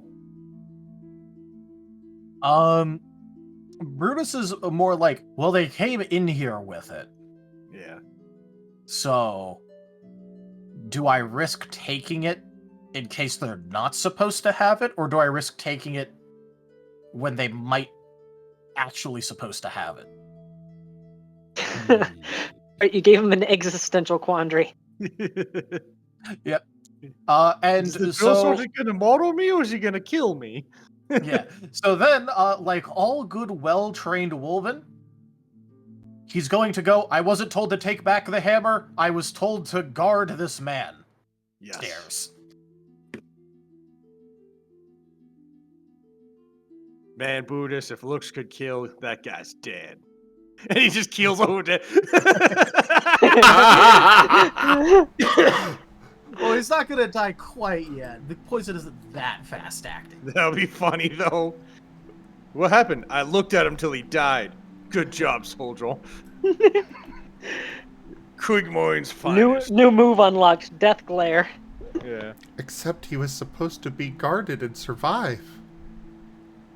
He looked up, he watched over him until he died. Based. Mission successful. Imperial victory. Pending. Your back just got hit twice. Don't worry, this merchant is only the handler. Secretly was the handler. Yeah, he kills over dead. Boo just beats the crap out of him. You're not supposed to die! Dereliction of duty. Blam! Alright, yeah, He your killed character over would be, dead, so I shot him just to be sure. you'd be brought back to a rather eclectic looking ship. It has a tree growing on the deck. And it has a skull on the front of it, and it looks like it's kind of made for ramming? Question mark? At the very least, you do know that it's a galley of some sort. Because the ore holes are rather noticeable. Though it is also partially damaged. And there's currently a jackalope marshalling three rabbits. Oh my god! A jackalope marshalling 3 skeletons as they patch over very large holes in the hull. Oh, let's And not forget another a bunch woman. of orphan kids running around. Yes, there are children literally everywhere. Yeah, although to be fair, they've also mostly spread throughout the dock when they're allowed to, so they're probably That just been and infesting the dock. Yeah, you might that want to. and You might want to roll a perception check to see whether or not you notice being pickpocketed. that and uh more fancily dressed wolven barking orders at other wolven to find said hammer. And the children too. This has probably been going on for hours. Yep. There's Rose! also an That's a lot of wolfen. I'm in danger. I'm in danger. there is Oh. a total of 4 wolven. Although one there's 3 here and then 1 back at the bar. Well, yeah, but that's still a lot of Wolven. Yeah, that is still I'm in allowed. danger. There is also a rather determined-looking orc teenager currently hammering a giant brass ball. Every day it looks a little bit more like a giant D20. Yes. Every day the ball gets sharper. Balkan sharp. Ball gets sharp indeed.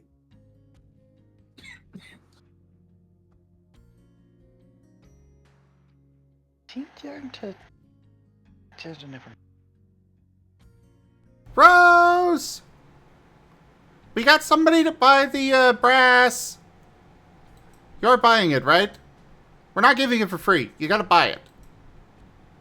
I don't have my money with me, but I can talk about the buying it and the prices. Like, I don't carry my money with me. It's not a great idea. The docks get stolen a lot. Well, just because we have a lot of it doesn't mean I'm going to be selling it below market value. Wait, people buy brass? Yes. Right. What, Yeah, I guess. do you think they it would buy were a lot of just- brass. What, do you think we were just going to give it away? What? No, I mean, I've got stuff to trade for it mostly, but I do have some money. Mostly goods, really. These days, I haven't been able to get much people to buy the black. It doesn't matter. Oh, Brass the what? The black what? powder. Most people don't have much use for it, but Timber! What, Roselia? I'm kind of busy. I got an ancestral crisis. I'm missing the Kaiser's equipment. Is it the hammer? Yes. I think I know where it's at. The big wolven Jägermeister marches over, and compared to the other wolven, he definitely has insignias of knightly. He basically looks more important than the other wolven, and he's even heavier armor than the other one, so he's probably the boss. And he marches around like a drill sergeant all the time. He also just has on fancier gear. Yeah. And a cape. still. Judge seemed to think that the drunk guy from earlier needed it for hammer time. Also, this guy sells black powder, apparently. I mean, yeah, I make black powder for. Temple looks down even more than he usually does. More than I usually. Actually, yeah, Rose is 3 feet tall, so are you Yeah. taller, shorter, or the same size as her? Yeah. Probably just a smidge taller than her, but not by a lot. So yeah, Temple just looks down even more. Usually when he's talking to Rose, he just basically just sees antlers, but then he pivots, the eye slits on his thick metal plates. I don't need as much of my black powder this run as I thought I did. I'm pretty sure I can part with some. I mean, Notably, this man is 3 times as tall as you about. It's not, it's not the usual formula. It actually hits. It actually tends to go off a lot. Speak up! I can't hear you! What? Yeah. Yeah, you tend to get used to that. He's kind of loud. Okay. When you serve in the Imperial Navy, standing in front of people with cannon gears, your ears kind of ring, and sweet, sweet sounds of the Kaiser's blessings. Just pulls a cotton ball out of her ear with a smirk and puts it back in. Oh, okay. I guess I probably might look into that too. But Hey, he said speak up! oh, I do have wax in the office. I could use the wax to. Wait, what was I doing? Oh, right. My black powder. It's my formula. It doesn't It's good. It does what black powder is supposed to. Sometimes too well. I've only almost knocked down 2 buildings.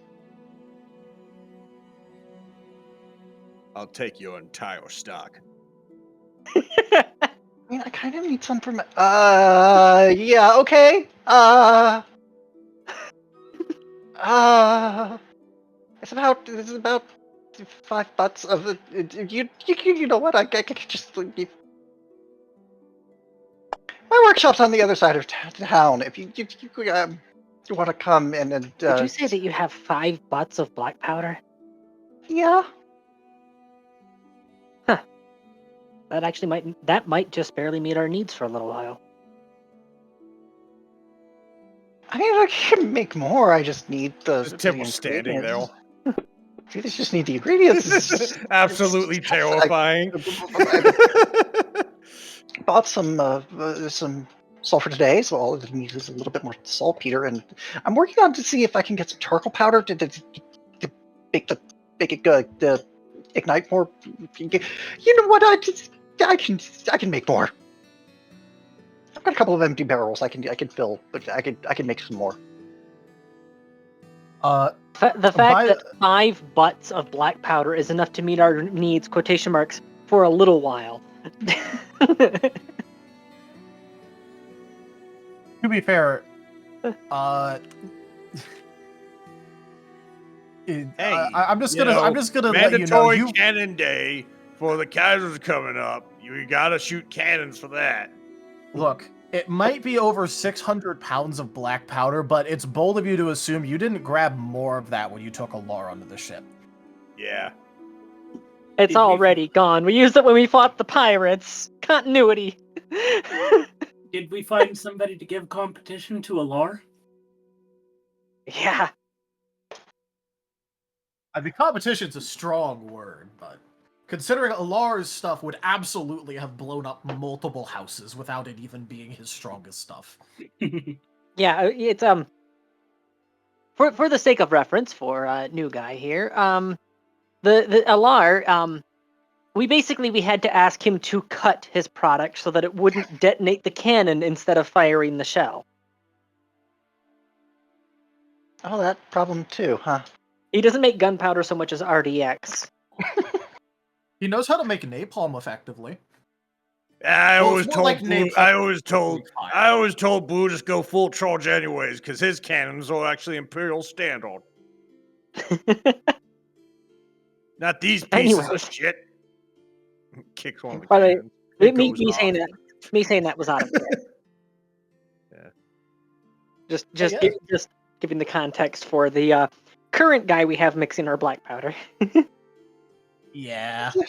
You know, He will force to black powder or is that pussy ass shit. You know, I just don't need any of the stuff I've got. It's a personal use. I could just make more and trade some brass for it. I kind of need brass for stuff. Mostly. I'm willing. That's something we want to do. We have a surplus of brass and a deficit of black powder. I think she means we got like a lot of brass and we always need more angry sand. What grain do you use? Yes. Oh. It's the cannons on this ship are at the bottom edge of Imperial standard. If it fits, it ships. If she seats, she yeets. So, one thing that I will remind people of that even though black powder is about half as expensive in this world than it is normally in Pathfinder, that still means that it's still about 100 gold for a pound of black powder. Which means That what you are offering right now for the 5 butts is about 630 pounds of it. So that'd be about 63,000 gold worth of black powder. Thankfully, we have a lot of brass to trade. You do have a lot of brass to trade. Speaking of which, Lightpaw, it would be at this point that the jackalope seems to go glassy-eyed for a few minutes, completely unresponsive. And say, okay, I'm having my minions bring some of the ingots up. Oh, this is an adventurer's ship. No! It's the worst ship in the Imperial Navy! Don't mention adventurers around him. He gets Adventurers! I hate it so much! we aren't just she's holding her fingers up for quotation marks. We aren't adventurers. We are an independent unit within the Imperium. Oh, merciful clockwork mother. Which also brings up the question of your gods you believe in.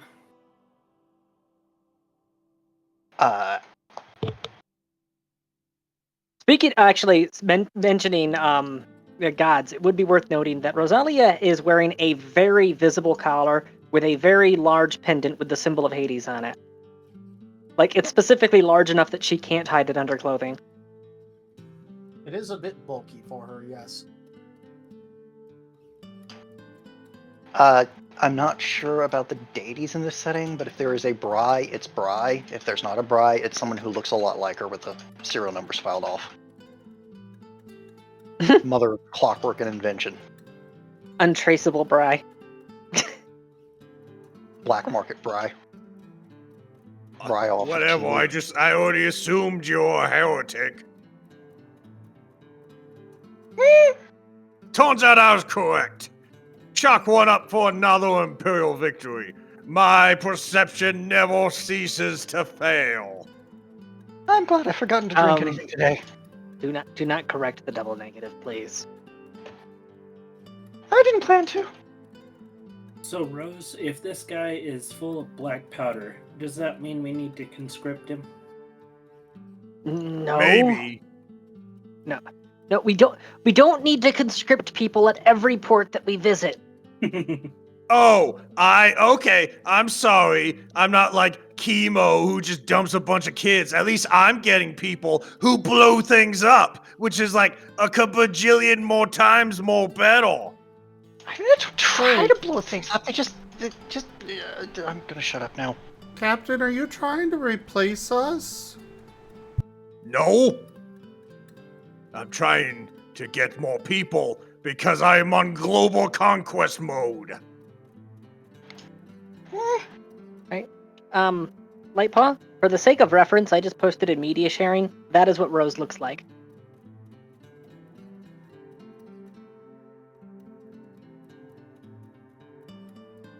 And by golly, I don't have the tonnage.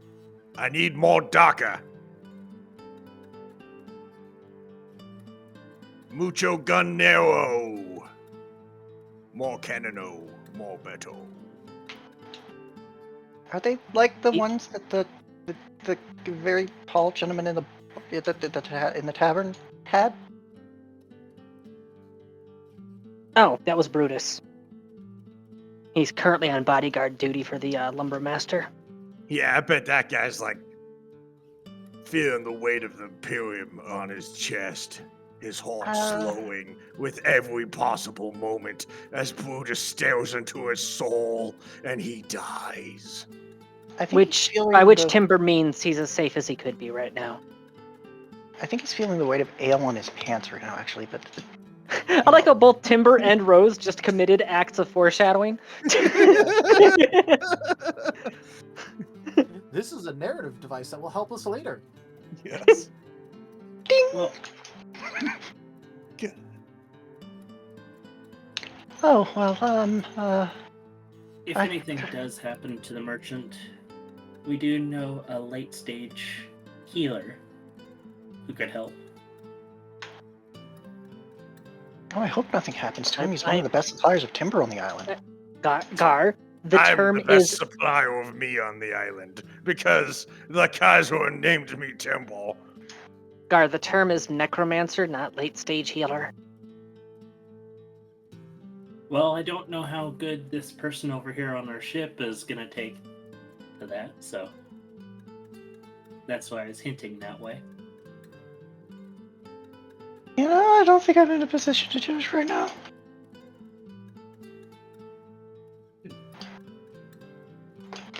Has he been set down yet, actually? Nope, he is still floating there. Being harassed by a 9-foot-tall Jägermeister. Let's go. From the least you're- faction that's literally at war with every nation on the known planet. At least you're at eye level with Timber.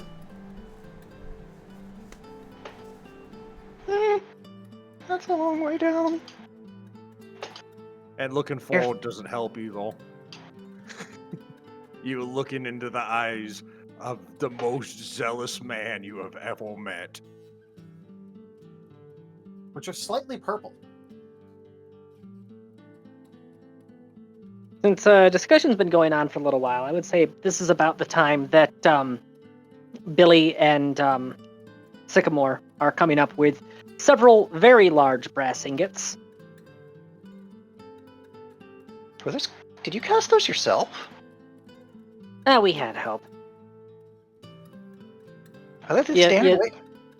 You see the great big ball on the deck? The one with the Uh-huh. orc hammering on it?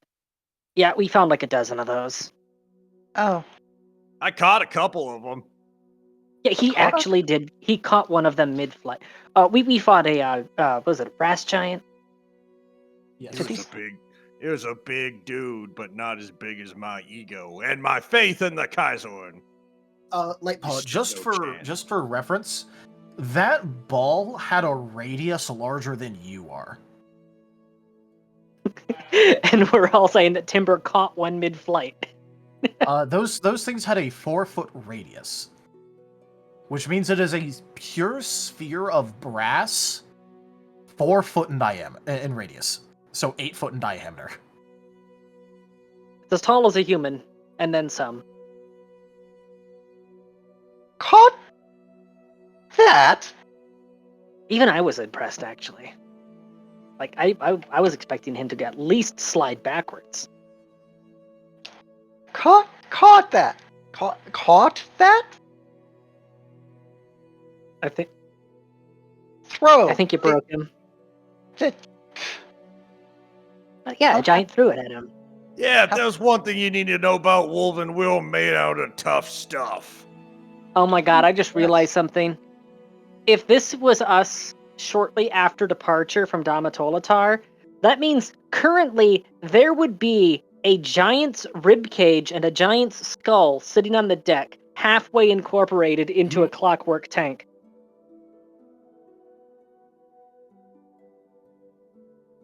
I used the heresy to kill the heresy.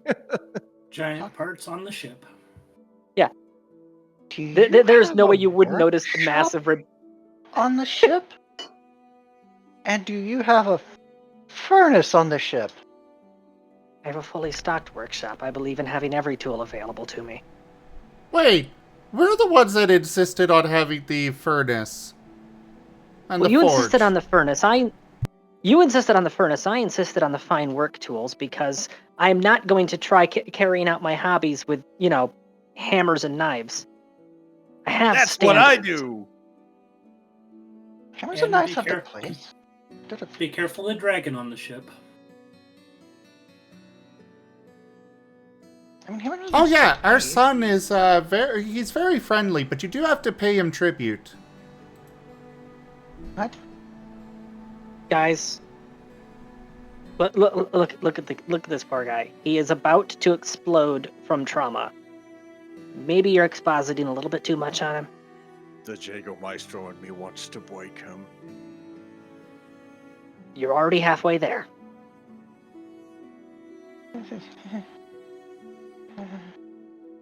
Oh, sweet merciful. But that's just what he needs in life, a Jägermeister. Make him stand up for himself. So he's a little small and not so small. Yeah, we could Speaking- like put the ball on top of him and take him to metal mass. Oh, you're gonna Spe- get speaking of- so freaking medium. Oh yeah. Speaking of standing on his own, twins, could you put him down? Oh, sure. Wait, what? Temple just sticks his hand out. Ow! No, I was halfway through a drag on the vape when you did that. Temple will try to catch him. All right. Well, considering he's like up in the air in front of you, I'm saying you could probably do that pretty easily. Yeah. Trying He's to small. decide if You this hold is- him gentle. Clomp, clomp, like Amborgle, and puts him down. He just had massive paws grab you. He just casually falls onto his ass and is just like, Rose, here's the big question. And then Temple does the whole dusting his paws off, and just those massive ironclad hands just clamp, clamp.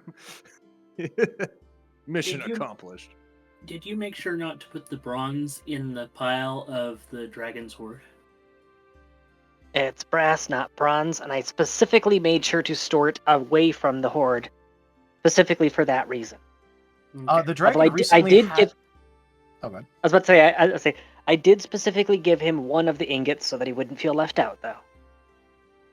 Yep. The dragon, considering that they have reached a acceptable amount of bronze coins, is now considering transitioning to silver acceptance. Oh no, he's leveled up. I thought it was copper coins.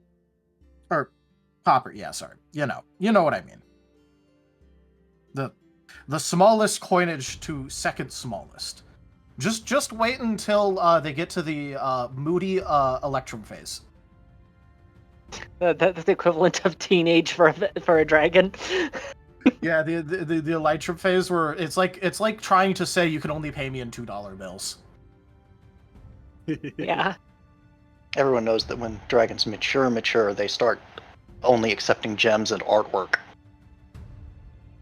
No, gems, No, artwork, and I'm pretty sure the iOS would love having him counting money. they, once they get to that age where they only accept gems, artwork, and people of political influence. Well, hang around timber enough, and it'll accept gunpowder too. Nobody calls it that. They should, but they don't. It's black powder. It's actually sometimes it's number 5 black powder, but only in certain circles. And I kind of got kicked out of that guild for Yeah, maybe burning the workshop down. But that's not important. Everyone almost burns. I reserve the term gunpowder for smokeless powder, but it seems like very few people even know how to mix it. I'd mix it myself if I knew the formula. Smoke's the best part. I think I've got. Is my formula book? No. No, that's back at the workshop. Did I lock my workshop?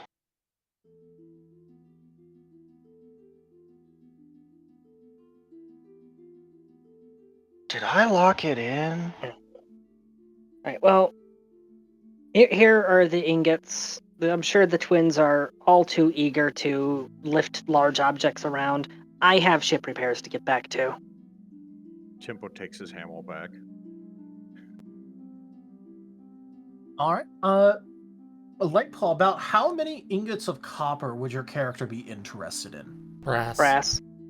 Or brass, sorry. Fuck. Look, there are so many metals being mentioned that I'm just like, I don't fucking remember. It's just brass and copper. Yeah, I know, but I've been fucking up, and well, there was also mention of bronze, at one point. Ethereum, or what I want. And then electrum. Yeah, electrum, yeah. At some point, someone mentioned bronze as a comparison to something. I think that was Doesn't you. help that Temple literally solves the Antimantine Imperium. That is also true. But okay, yeah. How much metal are you interested in purchasing? At this point, it is as much as they are willing to part with for his black powder because he doesn't want to be turned into an example. All right. So with the price of brass, which would be, I think that was 8 copper a pound. That's surprisingly cheap. Yeah, iron is a silver a pound. Like, unironically. Which is why a lot of clockwork and stuff is made of brass. Well, it is worth noting, these are like industrial scale ingots. They're the kind that take 2 people to carry in most cases. Yeah. But assuming you were parting with your entire stock of black powder at market price, which here is about 100 gold a pound, instead of 200. Oh God, no. God. Oh, numbers. It's more than 8. I'm going to post an image in media sharing, if I can find it. There it All is. this number stuff's making my head hot. I better go check on Buddhist. That's how big Tipple. those ingots are. Tipple goes to check on Buddhist. Yeah, I think you had it made into, like, what, like 15, 20 pound ingots? Oh, 20-pound ingots? Okay. Well, it was like 15 or 20 pound ingots. I don't remember. It doesn't change the total amount of brass. I thought I was asking for like the industrial-sized ones.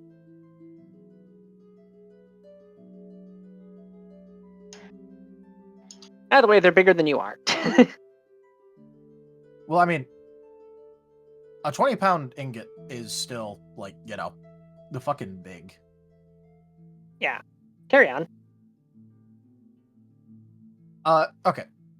Anyway, the conversion rate for what you are asking for would mean that, you would be capable of, purchasing 500 pounds of brass for your stock of black powder. Isn't even all the brass we have. Nope. We have literal tons of it. So are you going to be purchasing 787,500 pounds of brass? Apparently. The deal is struck. Yes, time for Light Paw to make some brass knuckles. So I guess the few ingots that were brought up, that's just considered to be the sample to verify that's just product quality. Yeah.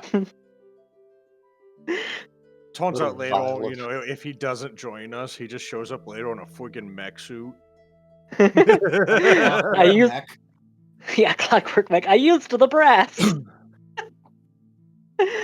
Turns out that was the secret I needed. Who's this? Well, to be blast fair, guy? you could tithe like 10% of this in a divine sacrifice and have more than enough to do whatever the hell you want. If only I knew what 10% was. I'm sorry, Kaizon. Oh, here we go. I found a perfect image. No, not save image. Dang it. No, copy.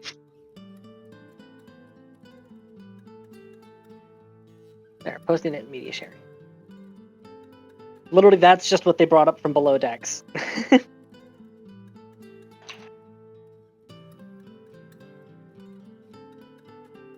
Hey, look, it's the wood planks. Uh-huh.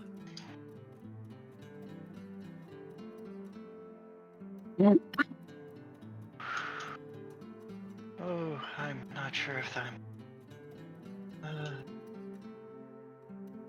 Oh, it's going to take months to make that much powder again. Oh, that is so much brass, and brass is so much easier to move. All right, this is your one chance for me to be your advocate here. Are you comfortable selling your entire stock in one go? I mean, I don't need my black powder. I make more for personal reasons. It's just. I think you guys need it more than I do. We do go through a lot, that is true. And how do you want to transfer this?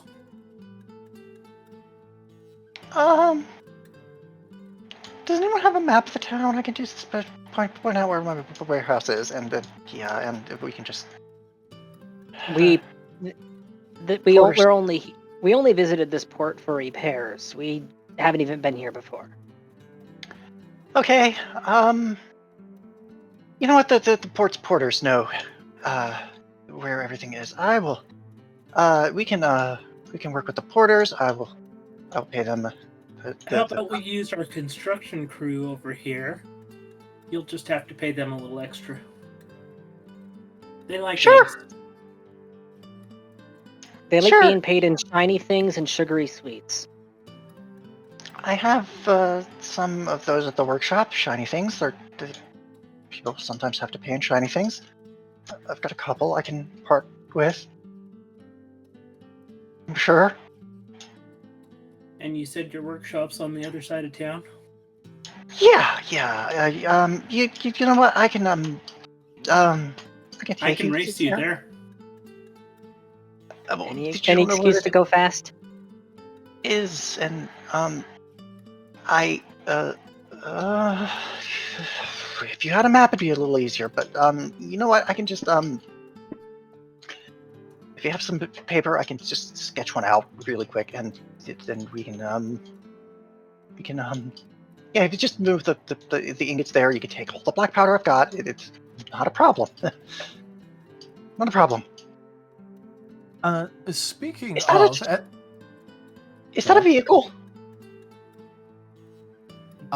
one thing that is coming by is a man of questionable bodily integrity carrying on his back like a large sack of what is very obviously sulfur. And he's doing that with one hand, and the other hand has hard liquor as he's stumbling aboard.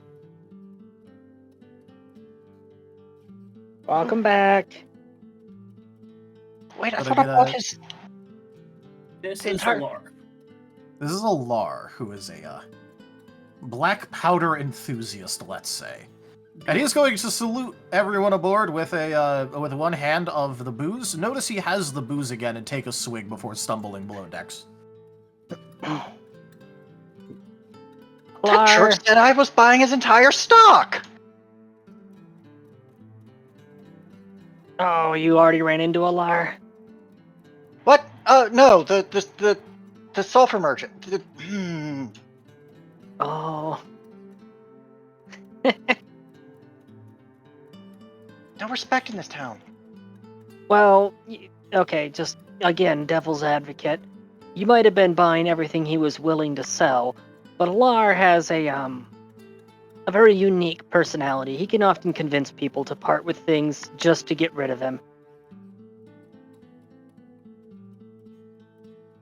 If you spend like 10 minutes with the guy, you'll understand what I mean. We don't You know want him about to that. show We you? like him. Of course you like him. You're agents of just side-eyeing Timber for a second. Shenanigans and tomfoolery. Yeah, he specializes in fireworks. Don't When remind me. Woes side-eyes Timbal, it just looks like he's gonna blow a freaking gasket. Fireworks, such I didn't say the C word. Calm down. I don't know how. Well, de-anger. At ease? Is that the word? There we go. I'm gonna go Okay. check on Buddhist. Timbal Rose? marches off angrily. Timber's He marches part- off aggressively. There we go. Timber's part barbarian. It's a righteous rage. he's always like that. He grows on you. Like a patina. Does. Just off in the distance. A shining example for all women!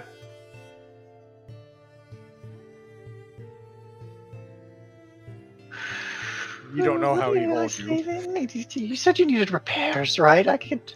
I know the timber She just master.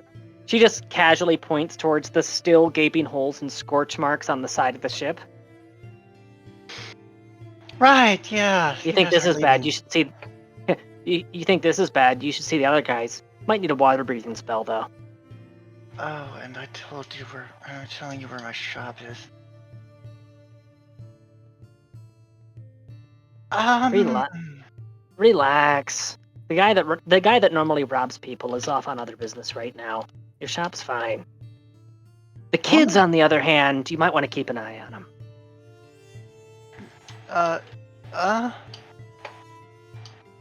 Well, you still hear the hammering sounds of that one orc teenager hammering the ball. He Just off in the distance, you can hear Temple yell, "Disappointment!" Except for you, Grug. Okay, when my Paul says is like, yes, he's making balls sharp. Don't question it if you value your sanity. Well, he's just doing it wrong. I mean, it'd be easier to grind it down than to pound it out. He doesn't want to waste any mass. And I already offered to give him a bigger hammer. He doesn't seem to want one. Okay. He's an orc. He's an orc, okay? They have their pride. Yeah, I guess. He's still got all his teeth, too. That's impressive when they're that stubborn. But, is that a vehicle? I take it you're pointing at the the half-enclosed rib cage on the deck. The clockwork on that is a little damaged. I'm attempting to integrate clockwork with necrotic objects, and well, I'm thinking, what would happen if you had a armored carriage that was also a bone horror? It's kind of a pet project of mine right now. I mean, I guess that would be one way to get the bone horror from place to place without. But then. Oh no! It is the bone horror is the carriage. But it moves itself. What are you gonna use to power it? We recently came into possession of an entire graveyard's worth of bones, so I have a lot of legs on hand. Or on foot, I guess. Necromantic energy. Oh. Well, I guess that works, but then... Just off in the background, heresy. Yes, but it's heresy serving the Kaiserin. I mean, bones aren't that really sturdy, so I don't know if it'd be able to lift the carriage part of it. You underestimate the number of legs I have. I need to do something with them. They're just taking up space. Have you tried putting calcium in the black powder? I suggested that, and Alar just looked at me like I had cursed out his grandmother, so... They won't even let me put bone meal in the flour, so I don't know what I'm supposed to do with it. I'm trying to find uses. Don't worry, if the project doesn't work out, I can always have a snack. I thought you didn't like the dry ones. I don't, but I can still.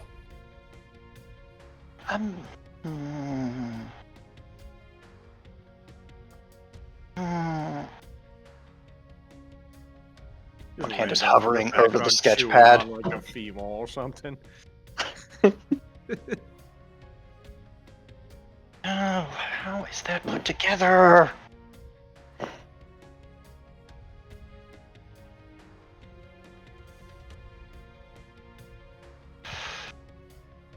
Oh, that's gonna bug me for a week.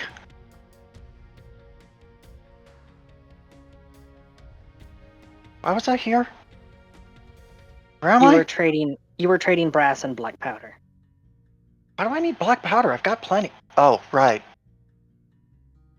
There you go. Right. Oh, that's gonna take me months to replace it. But hey, I can sell some of the brass. You said that earlier. You're a bit of a scatterbrain, aren't you? We can help with No, that. I know where all my tools are. I know where my tools are. I think. Unless they've been moved. Oh, don't worry. We can help with your brain being scattered. Don't let I mean, them in. some people have offered, but like every time they do, it doesn't really work. They keep suggesting that I just make lists, but I lose the lists, and then they Look, when they say help with your brain being scattered, what they really mean is let them inside. Do not let them inside. What? Come on. Won't you shake a poor Marten's paw? I mean, I guess I could shake a paw, but why? I will not. What are we? I will not hesitate to set you on fire. Stay out of the civilian's head. What? I don't want to be on fire. Oh, them. Him. Them? Her? Hey, they're twins. They. Oh. I used to refer to them in the singular, but they take offense to that. You may refer to us as we and our. That'll get confusing Or if I'm judge referring and jury. to them as we, but I guess, I mean, I'm not gonna complain or anything. It's just, well, I can sort it out. Can I take a sketch of that before I leave? No. No? Are you sure? You're welcome. You're welcome to sketch what you can see from here. But the internal workings, for military intelligence reasons, I'm going to be keeping to myself. What if I can improve the weapon that the guy at the bar was carrying? If you are a member of our crew, then it would be different. But as it stands right now, you are not. Impossible! Even from this distance. Impossible. The joining between the woodwork and the brass is just a joke. But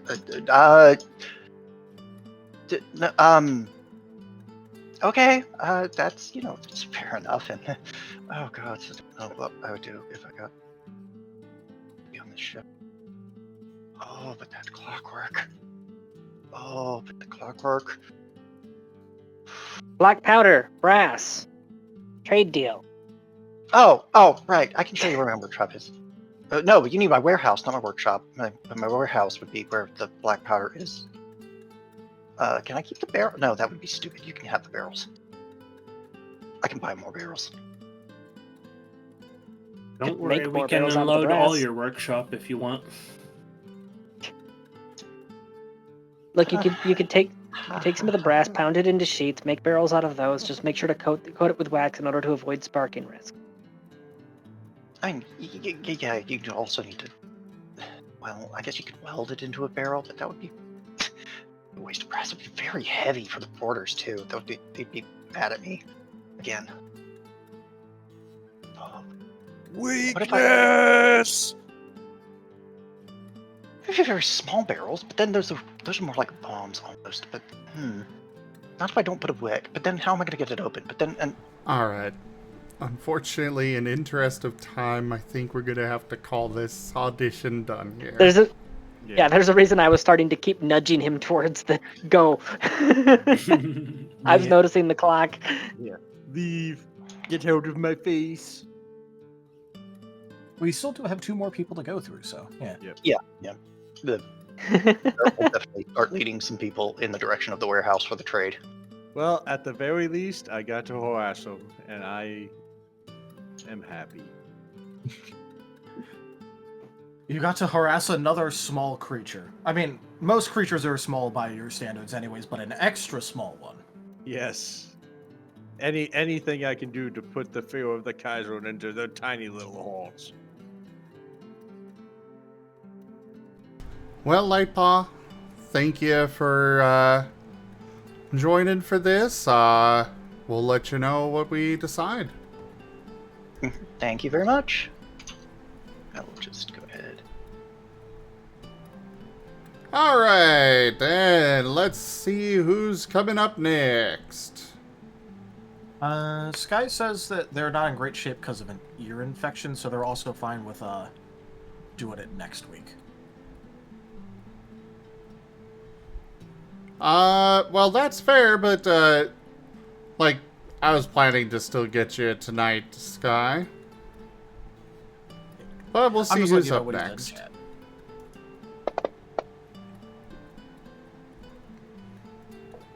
Alright, next up would be Foxfrew.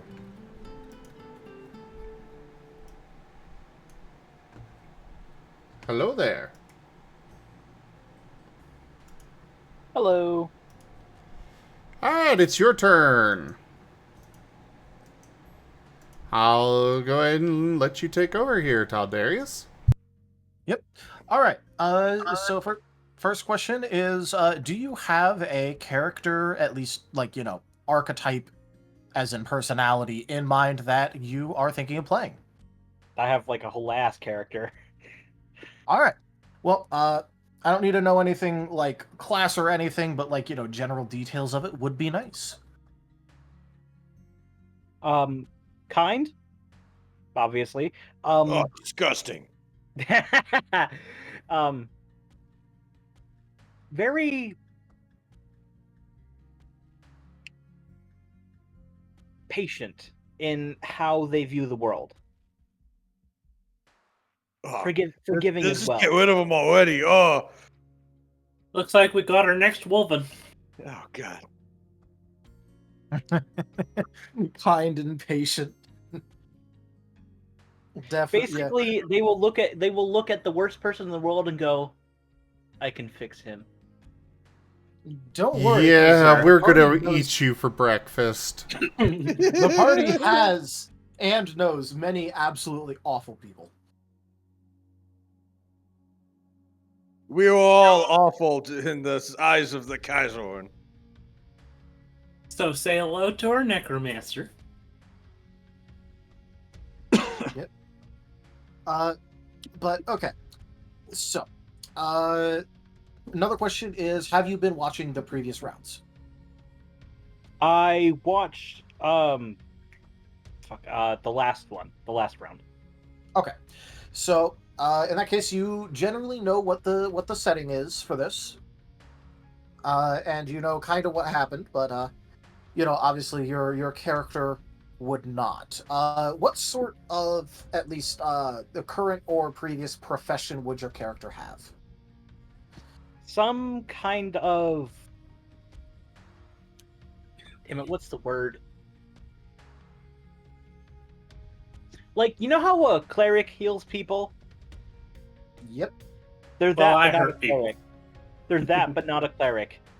So, a medic or doctor? Just- Oh, I Just don't an like old him ca- already. Just an old country doctor on the Except Stanged 5-year not- tour. Except, one, not approved by any medical board, and two, working out of his own pocket. Ah, so I that's said called a old co- druid. I Yeah, said old country doctor. So effectively, what equates to like an herbalist? Yes, basically. Typically supplemented with magic. Okay, so you're the herbalist who's selling supplements. Got it. We found a witch! Maybe burn it? Not a witch, but close. Go You saw get the who- No, get first- the cobra chicken. We have to see if he weighs just as much as that. Then we know they're a witch. Who are I you was that are so literally- wise in I the was- ways of science? I was literally just about to make that reference, but then Timber cut me off to say it. Yes. To be fair, I mean, Cobra Chicken just worked better. Do you mind if I give a physical description? Go ahead. Basically, bright red kitsune, pink hair, because why not? They've got like a, oh, how would you put it?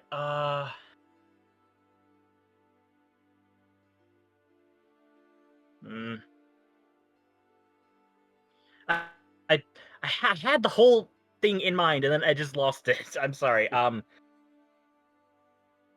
It's okay, you are very much on the spot. There are currently 32 people out there in the chat that are watching you. You've got all of us here that are listening to you with rapt attention.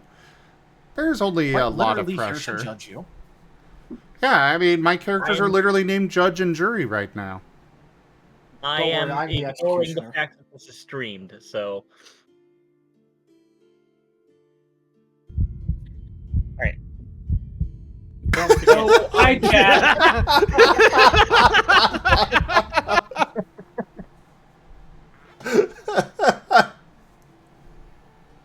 I don't even know what's so funny. Oh, Oh. Tanya played slow heartbeat noises.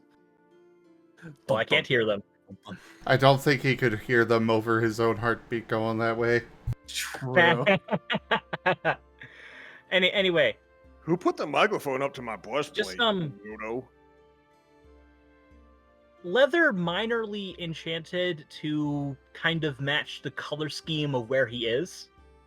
It's not like a stealth bonus, it's more like, yeah, he looks like he should fit here.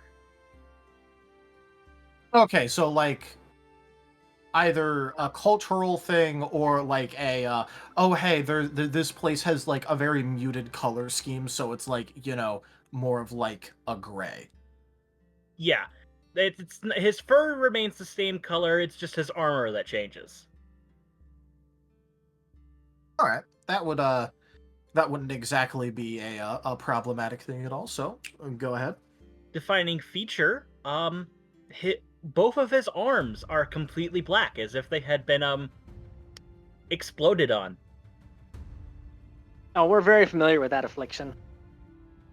But, like, if the explosion burned off all the fur.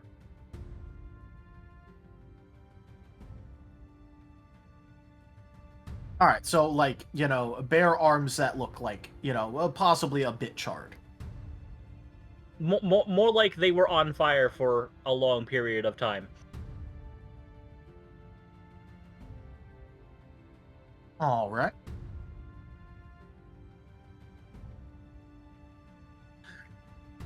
Any other details that you'd like to bring up? They've got well, you could call it two tails, but it's more like one that's split in half. Like, it's connected at one for like 25% of the base, but then it just kind of splits off. You have a tuning fork. Yes. We need to paint it green and spin it.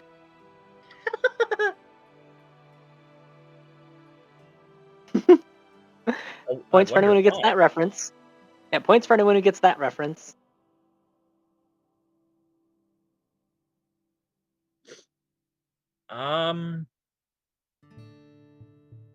They've got this big hat, kind of like a sun hat that you'd see on like a farm. Oh, so this is the person that was saying that timber couldn't throw the lumber very far. Oh no. I have no idea what you're referencing. It was from the first round of audition. Yeah. Someone's the hat got blamed for saying Timber can't chuck a chunk of wood.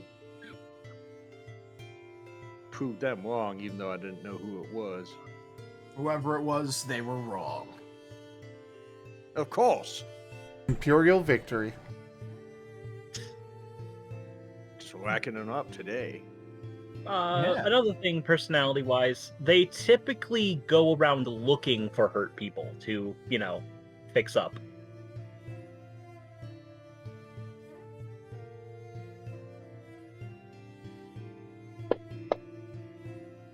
Or, you know, situations where there might be hurt people, such as, you know, a building that fell, or, say... Well, there's certainly nobody hurt around the ship right now.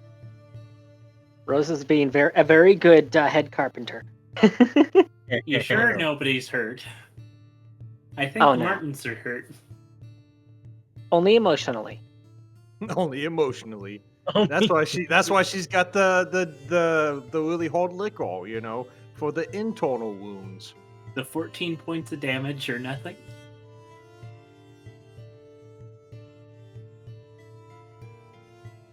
All right.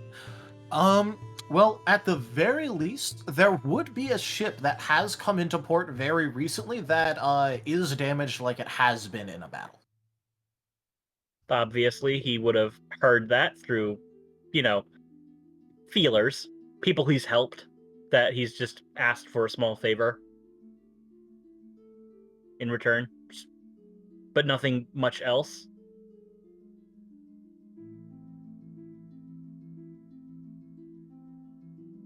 Ah, so you're one of those, I'll help you, but now I own you. No. Ambulance chaser. More like, I helped you. Could you do me this small kindness in return? Would you kindly? Won't you shake a poor doctor's hand? No, he goes, would you kindly? You dare use my own spells against me, Potter? All right. Yeah, I'd say that that's reasonable. That, like, at the very least, people would be willing to tell you, either like directly or just you having heard it for trying to listen for if there is anything. That there is a ship that has pulled into port recently that is mostly interesting because it also has Wolven crew on it, and then like a massive amount of children. And the rest of the crew's kind of weird too. It's got a tree on it. It looks like it's got battle damage. So, there's it's a rather interesting thing, and at least notable enough that it's being talked about.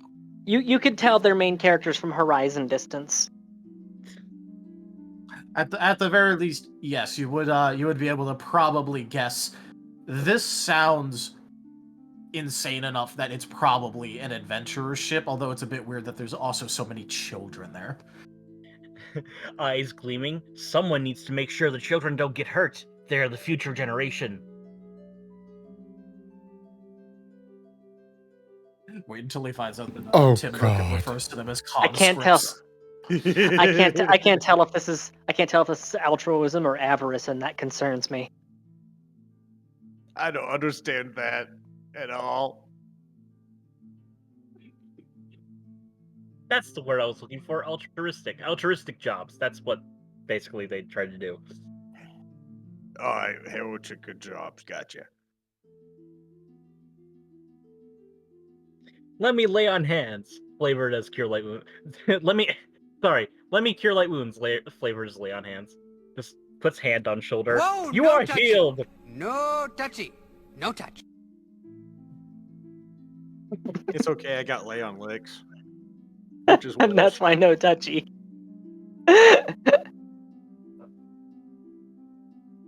Oh, Daz, tell me not to touch. Don't worry, Gar has lay on hands, but no healing, just grip. Just grip. I could pet you at Mach 9. Rapid petting. Instead of punching, Gar just causes friction burns from petting. Yeah. All right. Sorry. Go ahead, because you would be able to fairly easily identify the ship. It has a tree growing out of it. Thank you, Brian. One last thing before I start. Love you all. They are not a Brian, thank you so much for that tip. Sorry. Thank you so much for supporting the channel. Carry on. Generally, when there's that noise, that means that there's a tip, and Zim's going to be responding to it. So if you notice it, it's probably a good sign to, just wait a second. Sorry, I didn't hear the sound, so I just kept going. I'm sorry. I'll be sure to turn up Zim's voice if I ever get in. All right, well, go ahead. Anyway, small thing before I start. They're not a good fighter. They are more like magic. Stay away from me. They are magic men. Magic man. Anyway. So, David's going to, look around the port, see the ship, go, Yeah, I've heard about that. Where are all the children? Spread throughout the docks and also, like, on the ship. Well, he's going to try to look for the largest group of them that is not currently on the ship, because I doubt anyone wants to have random person boarding their ship of children. And just keep an eye on them.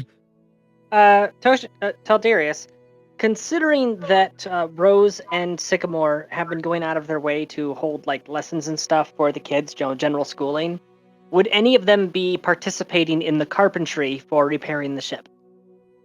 Considering the number you have, at least one or two of them are interested enough to learn about the carpentry. Okay.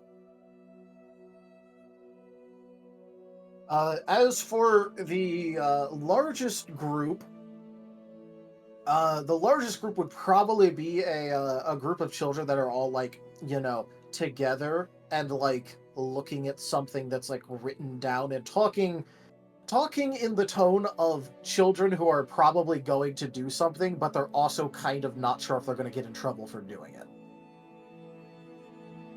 Perfect. Target acquired. And if you I listen don't to know you. That's my pulse. but as you listen to them, one thing that you will notice like very quickly is they're talking a whole lot about potion ingredients, and specifically about an experimental new potion that they're going to try and make together. Oh no, it's that group. It's that group. And they're kind of talking like, well, I mean, we could get some of this from Alar, right? I mean, he won't question why we're trying to ask things. I mean, we could also get the kobolds to get us some, but then they'll probably try and get us to pay them a whole bunch of copper so they could give it to the dragon. So I'm still thinking that probably Alar's our best bet. And then also, if the captain asks what we're doing, all we have to do is say that we're increasing our combat effectiveness, and he'll be happy. I'm so proud of him. So David's going to calmly walk over and clear his throat a little bit and ask, "What sort of ingredients are you looking for?" They're gonna like snap their heads over you like they didn't notice you're there, and then go and like confer with each other again and go, on one hand, I don't think we're supposed to talk to strangers offering us things, but on the other hand, he's offering. And if he has that, he might have more things. Yes, I've got all those ingredients you want. Just come over here to my van. Just jump in the wagon. It's fine. I have a multitude Sweet potion. of natural ingredients gathered from... Sorry. I did not mean to talk over you, Timber. Oh, no, I was just making a joke. It says free potions on the side. Anyway, I have a multitude of naturally gathered ingredients from the island and other places. Maybe I have what you're looking for.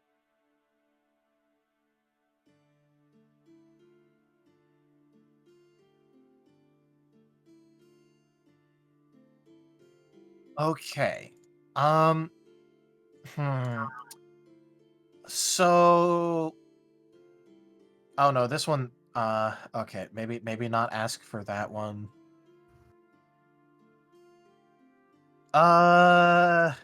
They're kind of like going down the list, and just so that everyone knows, half of this shit is probably illegal. So they're like, hey, this is a nice person that might have ingredients that we might be able to get more ingredients from. On the other hand, maybe we shouldn't ask for the illegal things first. I'm surprised they haven't done what children usually do and comment on weird burn. Weird thing about person. Must comment on it. Oh, don't worry. They're going to later. It's just that right now, Strange Man has offered them ingredients. I mean, considering the crew they've been going with and the fact that they're orphans, I think that's the least of their curiosity. Yeah, they're more curious about what you can get them. These kids seeing some shit. Okay, okay. Do you have access to any kind of mint that specifically grows on the south side of cliffs? Do you have any of that? Specifically on the south side, could be west, southwest, really. I'd usually sort it by direction, but I do believe I have some. Okay, and do you have any unholy water? Unholy water. Oh, what's that? I think I have one, like, cup of it left. Really Okay, good good, at because counteracting that was what easy. despite its name, it's really good at counteracting diseases. Oh, okay. Well, don't worry because we're making, okay, we're not going to tell you what we're making actually, but we could get the holy water from Captain Timber pretty easily, so we just need the unholy water. Oh no. How much? Just in case I need to go get more. Do you sell by the barrel? They Timber! have, The conscripts are making explosives again. no, they have just successfully made water. Unfortunately, Unholy I don't water. have a I thought barrel that's just of the the stuff in the bottom of the latrine. Unfortunately, I do not have a barrel of the stuff, but I do believe I know where I can acquire some.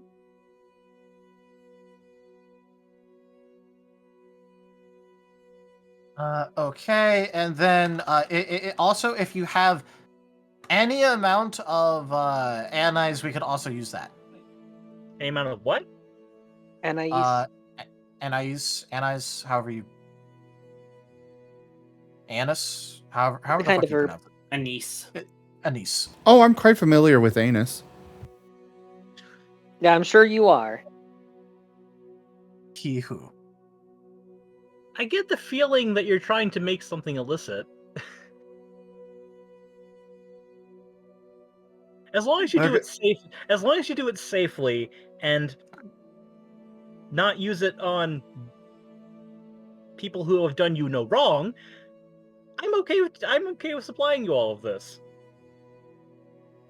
They're gonna look to each other, and they go, yeah, we're using it safely.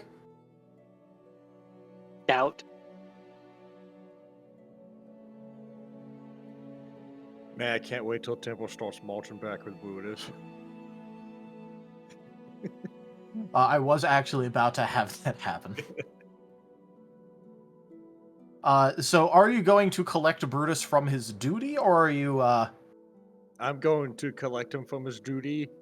This guy is no longer a problem. If he keels over dead before we again, Tim grabs him and pulls him out, and then like looks inside, make sure he didn't keel over dead, and then okay, we're good. Yep. The guy did stay to actually, like, you know, have some lunch. Although, he is kind of, like, stopping and, like, you know, rubbing, like, the area between his stomach and, like, his heart, like, a little bit. Tim stands triumphantly. Mission accomplished, Brutus. And he gives him a solid salute. Alright, Brutus will return the salute and go, Jägermeister, I stood here and stared until he was uncomfortable. He truly knows at this point that the eyes of the Imperium are upon him. May he live with that pain for the rest of his short days. And then he marches out. Quit foreshadowing!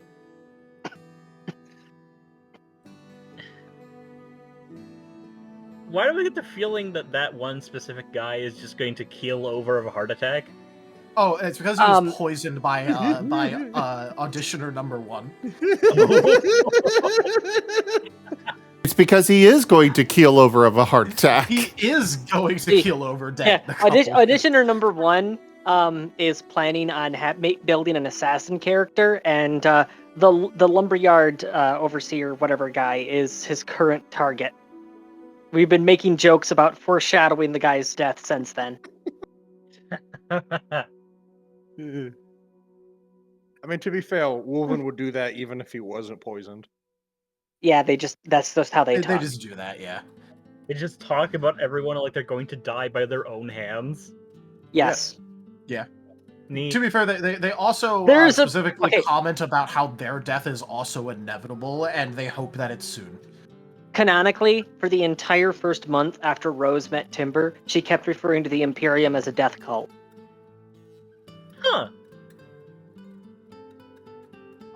They also refuse to get resurrected, and also speak about them dying as a great sacrifice that they can't wait to happen. Yeah, actually, Rose had to, the first time that Timber was revived, Rose and the twins had to convince him that he was worth more alive than dead. It was very difficult for him to accept. Wasn't that the time when the twins held Timber up in the middle of the air? Yep. That was afterwards, yeah. They literally had to levitate him and lecture him in order to explain, no, you don't need to die right away. And thus Timber tried to die by vomiting and... He did, yeah, it was a whole thing. Yeah. It was a whole thing. That is hilarious. Well, you want a paladin that you're 100% sure is immune to death threats, there you go. Promise? Yeah, you threaten to kill him and he'll just be like, don't threaten me with a good time. Finally, salvation. Don't worry, Tanya. I know how to make Rose mad. You know a dozen ways to make Rose mad. No, but I know how to make her mad on a personal level. The twins know how to make her mad on 1,001 ways. And I'm curious about the personal level. Yeah. Anyway. All I have to do is bring back Paladin Shield Piercer. I will remove his skin. I want to know what he did. He's okay, hold on. No, this is my story to tell. That'll tell. Look at my reactive. What do you notice about Rose? What's distinctive about her? Hold on, let me bring up the stream. Or well, look in media sharing at the 2 pictures I posted. What's her most distinctive feature, you would say? They look eternally pissed off. Well, beyond that, if you were tasked with finding her in a crowd, Antlers. Yeah, the one broken antler and the third of an ear missing. Oh. Paladin sheared Pierce. Sheared? Shield. Well, he did shear her. He did shear her. Paladin Shield Piercer, he did that. He got a crit against her, and it broke her antler and cut part of one of her ears off. And due to some BS that was going on around the time, she wasn't able to recover either of them to reattach them. Yeah, it's a Somalo reality. Yeah, they kind of swap realities after. And because for jackalopes, their antlers are normally their casting focus, it's not as simple as just reattaching a piece of bone to it. It wouldn't work. So she has a personal vendetta against him. If she ever encounters him again, she will do everything she can to first kill him, then bring him back as a self-aware undead, so she can slowly kill him again 3 or 4 times. Yeah, which is he was unnamed actually, and then got a crit through Rosalia's magical shield she had up, so he got the name Shield Piercer. Yeah, I had actually used the spell Shield at the time, because back then I still had regular wizard spells. It was actually part of the canonicity for us switching between D&D and Pathfinder, is that she lost, because her antler was broken, she lost that as a spell focus. That's why she has all the tattoos down one arm, because that works in conjunction with her collar as a casting focus. It's literally the collar she wears was given to her by Hades as a prosthetic so that she can still access magic. The trade-off is that she can only use spells from the necromantic schools. That is a very interesting story. Yes. Now you see why it is that she wants to slowly disassemble him if she ever sees him again? Honestly, I would help. Yeah, so this is why I say the easiest way for me to piss Rose off on a personal level is just have him show up again. Because he is still out there. Yeah, flying by on a freaking hot air balloon with a fake mustache trolling it and mischievously laughing. You forget she can fly. She will hunt his ass down. It's a fast balloon, though. Twins, boost me! You're going to have to toss me. Yeah, okay, back to Don't tell the elf. Yeah, back to the scene, guys. Yep. Yeah. Yeah, we got a little off track, but that's Yeah. okay. Character development. Character develop. Yeah. And you said you had unholy water. Yes.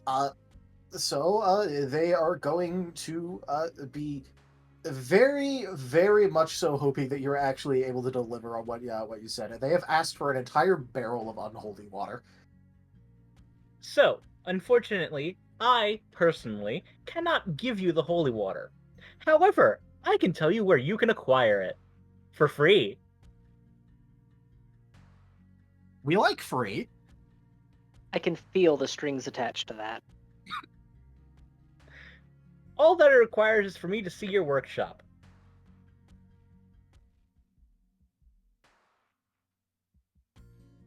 They're gonna look to each other. They're gonna think to themselves just how many illegal things they have stored away where they normally, are. The designated workshop on the ship, would that be the one in the brig? Yeah, that's your workshop, and is some people occasionally come in to do it. Notably, the potion brigade do not use that. Yeah, for understandable reasons. Rose would disembowel them. Yeah. To put it into as blunt of terms as possible, they will generally work in a barely ventilated room near the back of the ship. Based. Just so long as it's not happening in Rose's workshop, because I would have some integration there if it did. You know that one, a partially unused room at the back of the, sleeping quarters, and, library and all that? Oh, yeah, Kimo's Brood Room? Yeah. Considering everything that's happened, they sort of repurposed that into, a poorly ventilated potion workshop. And have stored a lot of illegal shit there. If getting there requires going through the rowing galley at any point, I do have some flavor text available. No, it's above. Okay, carry on.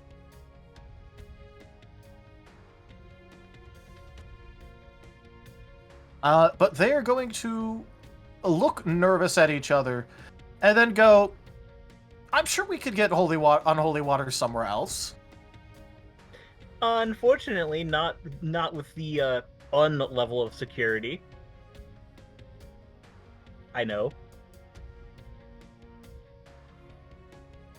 Well, I mean, if it's an entire barrel of unholy water, I don't see where it could possibly be that there wouldn't be any amount of security there. So tell Darius, where is the most secure place on the island? Well, obviously it'd be the local government building is technically speaking the most secure. Not the upper levels of it, but the lower levels of it. Like the governor's estate. Yeah. There is some amount of public access to the main building. The upper floors of it, at least, because it does have some basement levels. I hope you know how to navigate past... Oh, what was it? magical detectors, guards that are constantly on patrol and basically never sleep for some reason, and what was the third one? Damn, I forgot the third one. You're just Right, listing know how out. to get past magically locked doors. You're just listing out a bunch of security measures. You're saying that you had one that wasn't guarded. Oh no, it is. It's just I know how to get past all of them easily.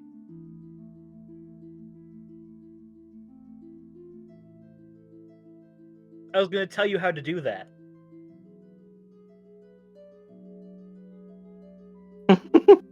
They're gonna like look to each other a bit, and then as innocently as they could go, they're gonna go, "Oh, we're good."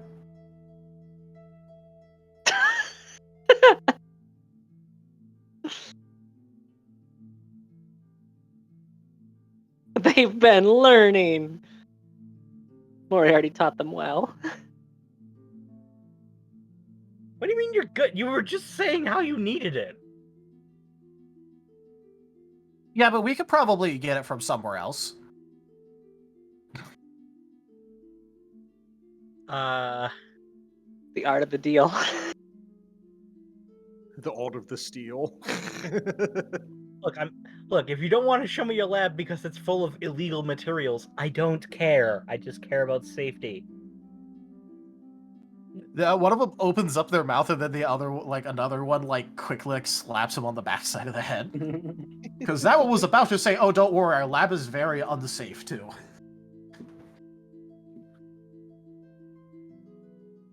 But that is not said due to the timely intervention of another child.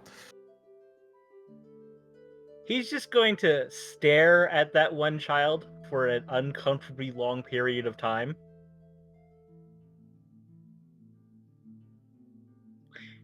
Do you have proper ventilation? We have ventilation. Do you have proper ventilation? It ventilates. This is such a good setup for another one of the kids to just come up and pickpocket this guy. It is. Oh, don't worry. David here is going to have to try to not get pickpocketed from this situation. I mean, technically, we did take a few cannonballs, so it is definitely ventilated. That is part of the reason why they're saying it's definitely ventilated. At the moment. Subject to change. Is it properly ventilated when not damaged? Yeah, there's a door. Is the door often closed? No. Mostly because they leave it open like a single inch. Is the door often mostly closed? I mean, mostly is a...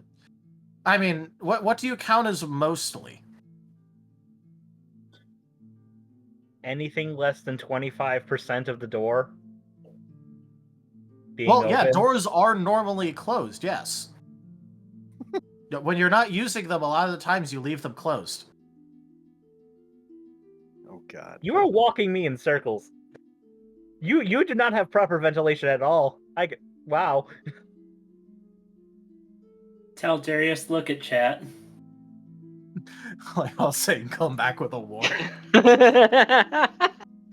Yeah, basically they have swapped to, oh, hey, is this a black market person, to, nice try, Fed boy. Life has many doors, Fed boy. He's not even going to report them. He's just, I want to make sure that you're not breathing in fumes that'll make you die. Oh my god, I just realized how accurately that meme tracks for the situation. Life has many doors, Fed boy. Yeah. Okay, look. You have to understand that they were not doing normal things when they came up with a potion that heals exactly 1 HP, and it's yellow and has the consistency of mac and cheese. This is canon, by the way. This is canon. An actual potion they made. I believe you. I drank a Like, couple. they're not exactly coming up with these ideas and doing this kind of stuff in, let's say, industrially accepted environments. He doesn't want industrial, he wants, are you going to die if you stay in here for 5 more minutes? Is that what you're saying? We have a necromancer. Yeah, around here, death isn't necessarily the end. It's more a transition. The end is never the end, is never the end. Know this? Okay, so just real quick, so you can understand where they're making their potions, just everyone. If you look in media sharing, that's the room that they're in. And they aren't in that little initial area, they're in the back corner. Ah, yes, the one place the wolven don't fit. It's almost like they chose this on purpose.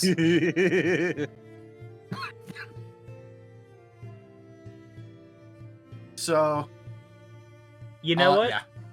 As a gesture of, I wouldn't say good faith, but I guess faith, I'll just give you the information.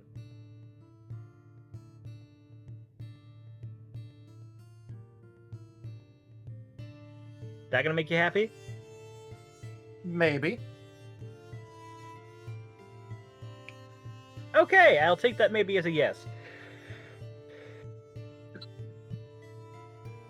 And he just kind of pulls out a notebook from his chest pocket and just hands it over. In there is everything you need to know. One of them is going to grab it and start flipping through it. It is extremely detailed to the point of how would you even know some of this? All right.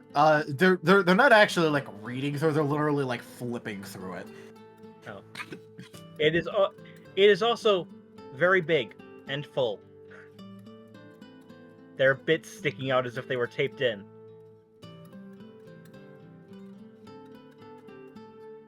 They're just actually making sure that it's not just the first couple pages that are written in and that it's actually got shit in it, because they ain't about to accept, like, you know, something as, like, as important as that if it's only got, like, a couple pages written in.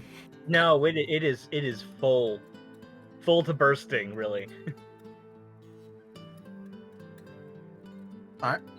And I will remind people that, like, you know, this is publicly happening on the docks, and Timber has retrieved Brutus already.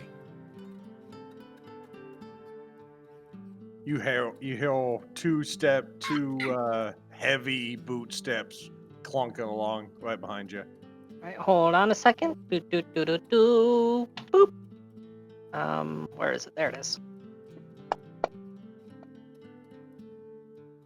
Rose is passively eavesdropping on the conversation, but still focusing on repairs. How proud is Rose at them instantly swapping to wouldn't you like to know, Fedboy? It is Wouldn't the you like to medieval, know, loyalist? It's the medieval equivalent of come back with a warrant, so she is very pleased. Moriarty taught them well. Brutus tried this trick once. I saw this. I saw this in an Imperial propaganda ad once. Yeah. This is turning out just like my Eastern fiction. Remember, unless they're carrying purity seals, you don't have to let them into your home. Well, also, these people are not yet actually members of the Imperium, and many bits of Imperial propaganda involve telling people who are not in the Imperium literally fucking nothing. You don't even open up your mouth. So, you know. Teaching them well. What lessons they learn? What not to do around the Wolven. So teaching them well.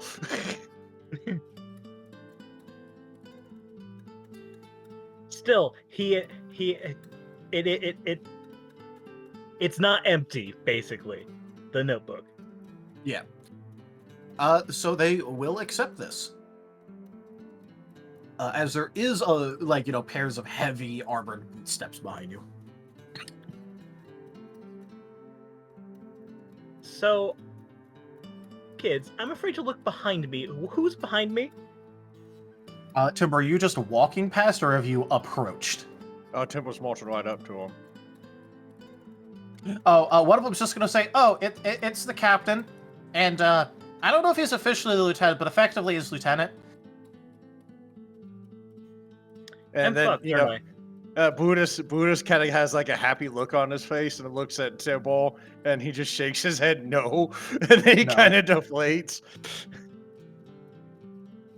On a scale of 1 to 10, how badly am I going to die? Depends how. Well, first off, you should stop asking questions. That helps. And then also, just kind of agree, to what they say if it doesn't also involve self-incrimination. 2 more pairs of boots start marching down the gangplank. Oh God. Detect chaos. Unfortunately, this guy is chaotic good. I was about to say, this guy's probably chaotic good, so... Yeah. He just kind of looks over. He kind of looks over at the am I boat, looking at? hearing footsteps coming from there. Yeah. So this is a fox/kitsune of some sort that has effectively the fur on their arms like burned off and turned black, and one tail that is split into 2 about 25% of the way. And what's he dressed in? Like right now? Yeah. He's not in his leather armor right now. He's in his casual clothes. So like a tunic and slacks. Yeah, Yes. tunic and slacks. Okay, so these you got 4 like 9 foot tall beast of a man, wolf-like creatures, giant weapons. They kind of march right up to you, look down at you, and it looks like something grabs them by the chain around their neck, and they are all pulled to their knees. Hello, good sirs. Oh, Truly, this that's is a not blessed normal. day. The Kaiser's chosen has blessed us with their presence. Timber's looking down. None of the wolven are looking at him. And I'm assuming since Rose was eavesdropping the entire time, she's hearing this. Oh yeah. Yeah. You can hear them, the wolven literally get pulled down by their chains. There is a very loud thunk. As Alright, it effectively it is not a gentle pull. Alright, Billy, Jeff, Bones, just hold position for the moment. She's going to hurry over there. Yeah, David's kind of just frozen, looking up at Timber. Yeah, even though he's kneeling, he's like more closer to eye level with you. Oh crap, I was hoping that this wouldn't happen. Just tell them to be at ease. Be at ease. As you wish. Timber stands up. They go to at ease. Hands Honestly, behind their back. Honestly, wasn't expecting to find a kitsune here of all places. What did I do? Nothing. Their goddess is a kitsune. You got the twin tails thing going on. Genetic defect. Blessing. Don't argue with them on this one. I very much want to. You are small and easily squished. I would recommend not arguing with them. No harm will come to the Kazun's chosen.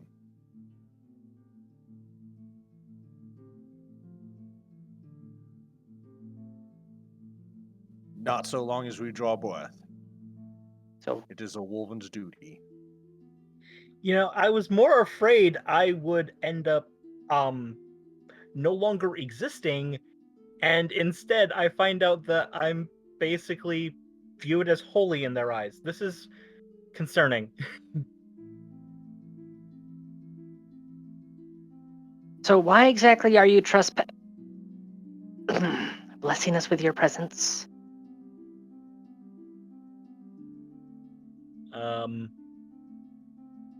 You got a lot of kids. Someone needs to make sure they're safe. We do our best to keep them safe. I'm sure this has nothing to do with a large quantity of unholy water, So, one of the Wolven, is going to very militantly and seriously say, "We have been ensuring that the children are trained to the best of our abilities for safety." They only have the sharpest objects to run with.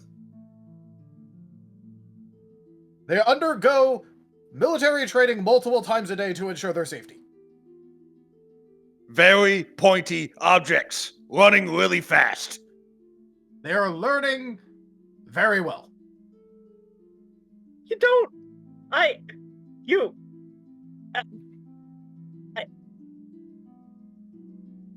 You don't run with pointy objects. How are you supposed to get to the enemy and stab them if you can't run with pointy objects? Kind of defeats the purpose. What they mean to say is that the children here were adopted. They were street urchins. And they've been receiving the... I'm trying to remember the word here. Fuck. Yeah, that's a good word for it. They've been receiving the discipline of basic training.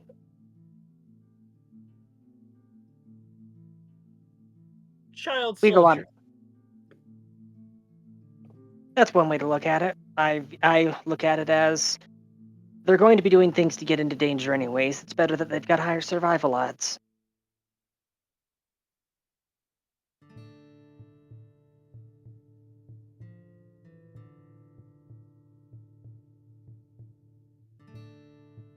As long as it teaches them not to freeze.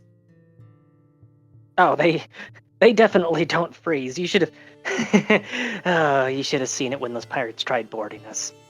It was like watching scarabs descending upon a Tomb Raider.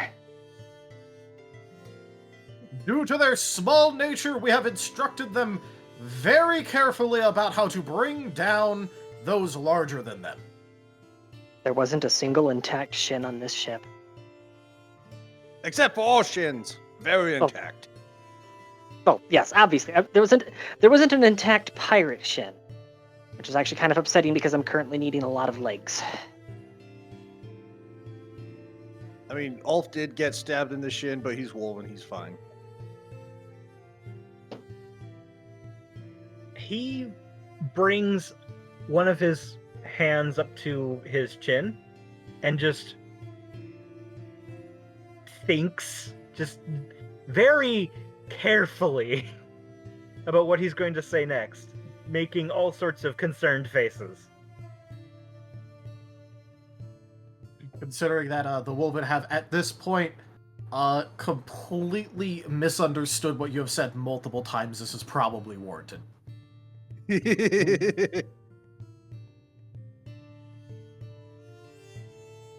They're almost as effective as a Wolven pup.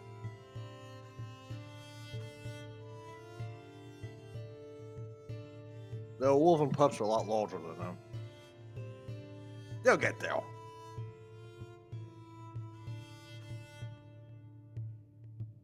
We only kicked them down small hills because they're smaller. No mountains yet. He's just gonna curse in some God, what was the language I want him to have? Brain, please Infernal. work. Depending on which language it is, several people here might be able to speak it fluently. Just saying. Is it holy or infernal that you're trying to cuss in? No, he's swearing. Yeah. In which language? Infernal. Yeah, Rose is immediately going to reply. In Infernal, I share that sentiment entirely. How bad of an idea is it to say, I have no clue why they're doing any of this, In what language are you going to say that? Infernal.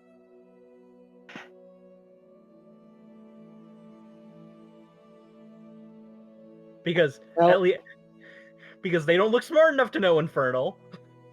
They go celestial. She's going to respond, still in Infernal. They're basically cultists, and their goddess is a kitsune. They're bred for strength, not smarts.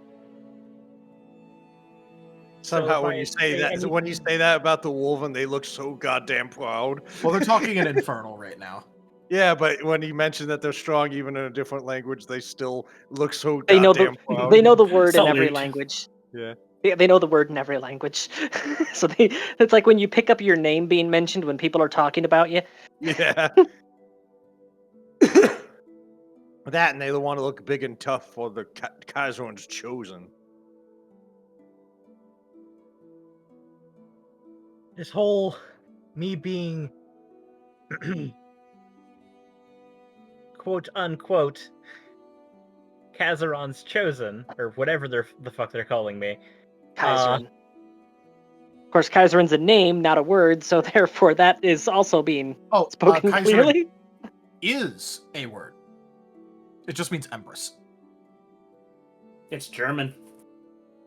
So did you actually say the word Kazren like it was a name, or did you translate the word the feminine article of Kaiser? Yes.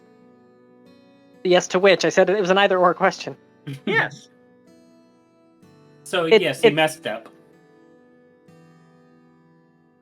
Impossible.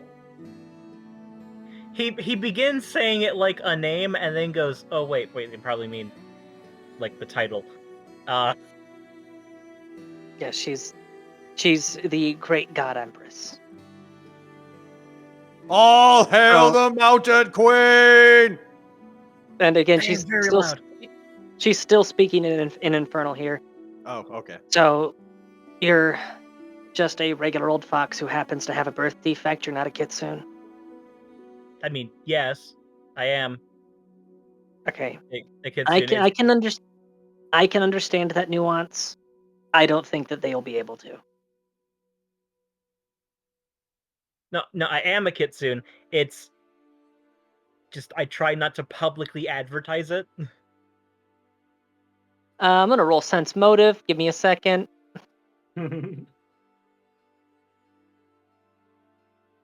There it is. Had to find it. There you go. Good Not a roll. very good roll. Well, you still have a plus 10 modifier to it, so that's still a 15. Obviously, I cannot adjudicate this, so this is up to our applicant to decide if 15 would get anything. Yeah, no, he is definitely hiding something about this. He is not a very good liar. Or hider.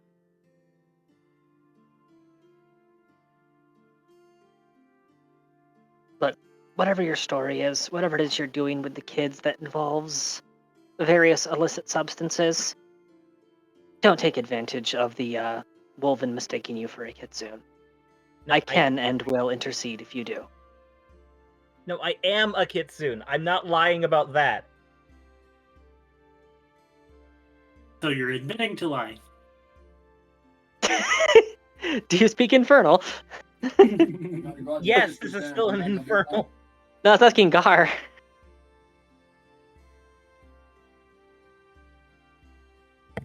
No. Toshi? Okay. My grandfather just started speaking to me, that's why. He's... Basically, what David's trying to get across is that he doesn't like publicly broadcasting the fact that he is. But he's hiding the reasons why. Regardless of whether you are or aren't. Just do your business with the kids and move along. Well, I was hoping to have a very important business relationship where I would continue to supply them. We are currently just passing through. We only stopped at this port for repairs. Where are you headed? I generally don't stay places long.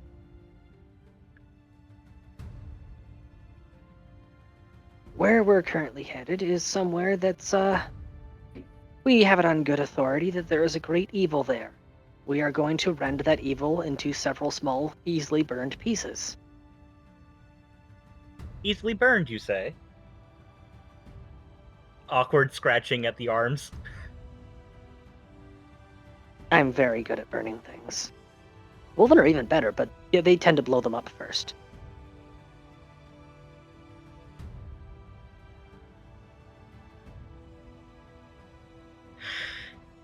Anyways, Don't forget to children, breathe, man. Don't lock your knees.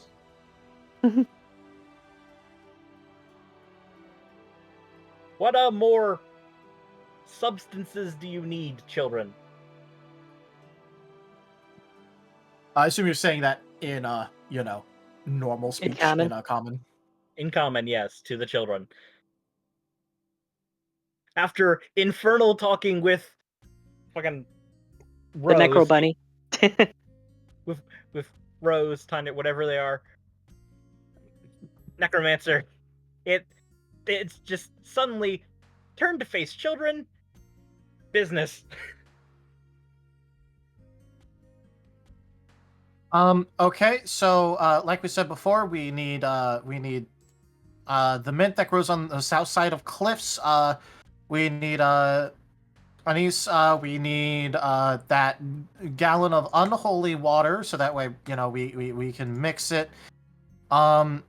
If you're able to get it, some arsenic would help. If you don't have arsenic, then belladonna, that would work pretty good too. Very slow, very judging head turn.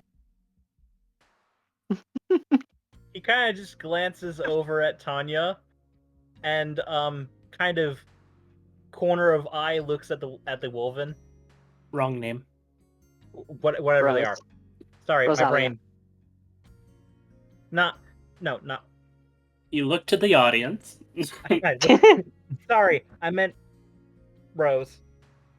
Then kind of corner of eye looks at, big imposing wolf people.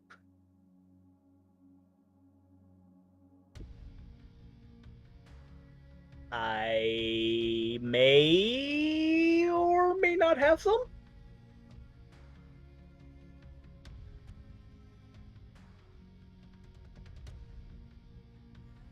You don't have to worry about discussing poisons around them. The only reason they don't employ them is they view them as cowardly. Okay. Pulls out a sealed pouch of arsenic and then just a jar of liquid belladonna. Just mushed up into paste. Do you make it a habit of just carrying large amounts of toxic substances on yourself? Emergencies. You know what? That's fair. I tend to keep emergency fallbacks. I tend to keep emergency fallbacks on myself as well.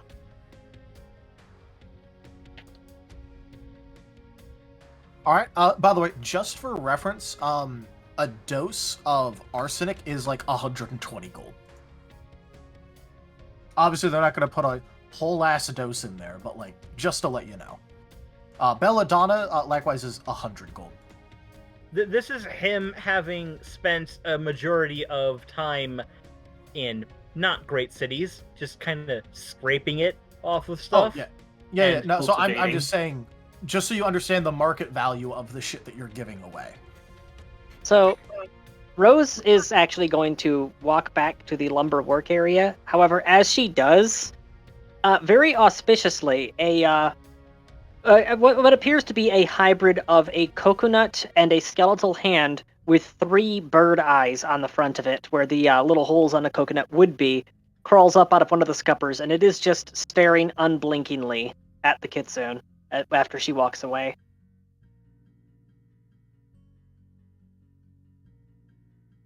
The Wolven have not moved from their positions.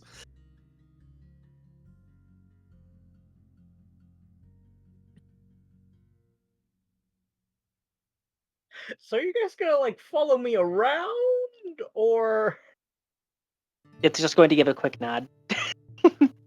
no? He's talking to the Wolven. Oh.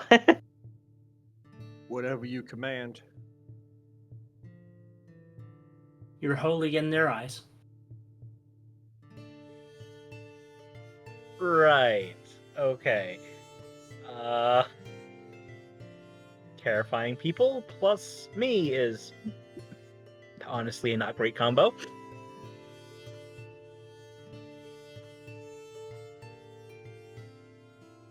Anything else you need, kids? They're gonna look through their list of stuff, and then go, no, so long as we get the poison, that should be good. I mean, honestly, that was gonna be the hardest part of stuff to find. I mean, like, a barrel of unholy water, yeah, sure, that'd be a bit weird to get, but, like, we could get that in a lot of places. We don't know the local black market stuff, though. We only knew that back home. You're looking at it.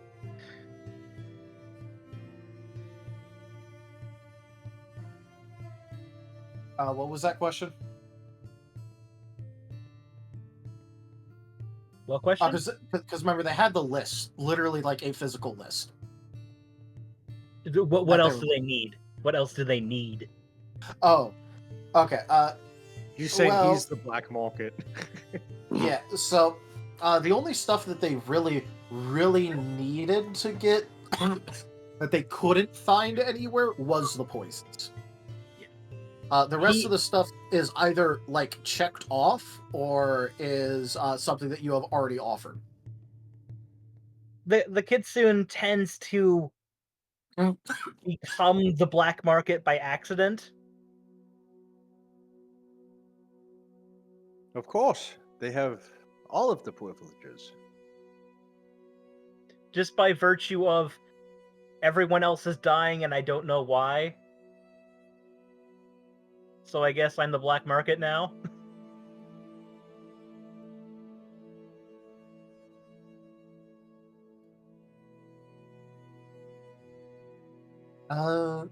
Speaking of, at this point, there would be the distant yells if there are any doctors around. Okay, there seems to be a problem I need to go deal with. So you kids have fun getting into the place with the notebook. I'm gonna go try to save a man's life. All right, this is at the local by the way, tavern. By the way, the coconut is following. And you're going to be flanked by Wolven. Hey, could you Actually, guys stop that thing from following me? One of Blam! I was about to say Brutus is going to shoot it. You're gonna have to roll for that one. Okay, but it is Brutus, and this is an order of his Jägermeister for the funny, so, like... I will say this little session is not canon, so at What least do you're mean? not actually They are losing firing it. a cannon. You know what I mean. If they blow it up, she can easily replace it. The whole point of the Coco Cams is that they're disposable. They're basically just walking security cameras. Yeah, but it is Wolven. If Yeah, Brutus missed, the other ones would have hit it with their sword. Yeah, so with Brutus's thing, would a 19 be enough to hit? I thought you kept track of the numbers for the minions. Oh yeah, I just didn't know if you actually had them on hand, so I figured I'd ask, because don't have that up, because I didn't think I'd need it. I think these things had an AC, because they were small and hard to hit, of like 17. Let me bring it up. Yeah, it was 17, so Brutus's cannon shot would be on point. Rose is just glaring. The other two Wolven are immediately going to rush over and, with booted feet, literally stomp on the shell's remains. And then he just kind of points at Timber and is like, "You carry me over there as fast as you can." Timble Oh puts boy! him up on his shoulder and begins to barrel through people. Gar, I need a morality check. I have a very strong impulse to remove his internal organs and show them to him before he dies. Would that be considered amoral?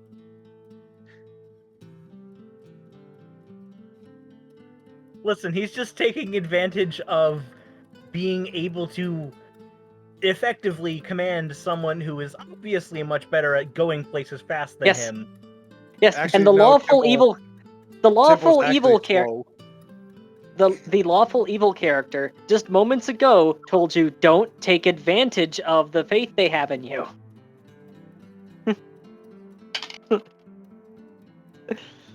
Well, it's literally Yeah. just carry me. And But the stop way the that you- thing, yeah.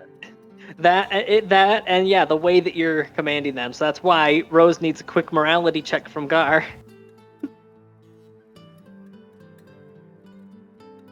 Listen, he's not thinking. He's not thinking about.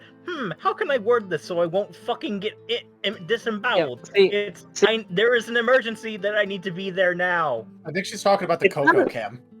Okay, look. It's not about your intent. It's about the perception. And also, you can't hear her asking Gar this. She's just whispering it to him. I know. If you know, then why are you metagaming? I'm not metagaming. That is metagaming. No, he's just.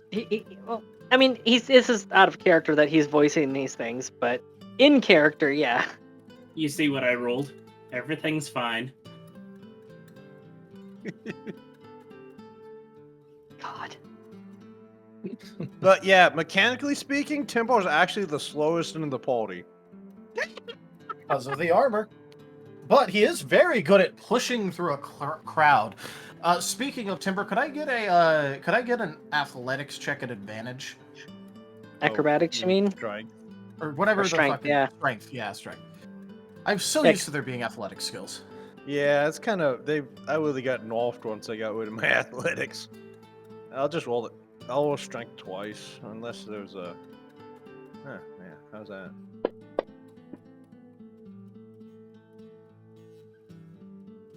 So the top would be a 22. Yes. So yeah, you are absolutely slamming your way through this.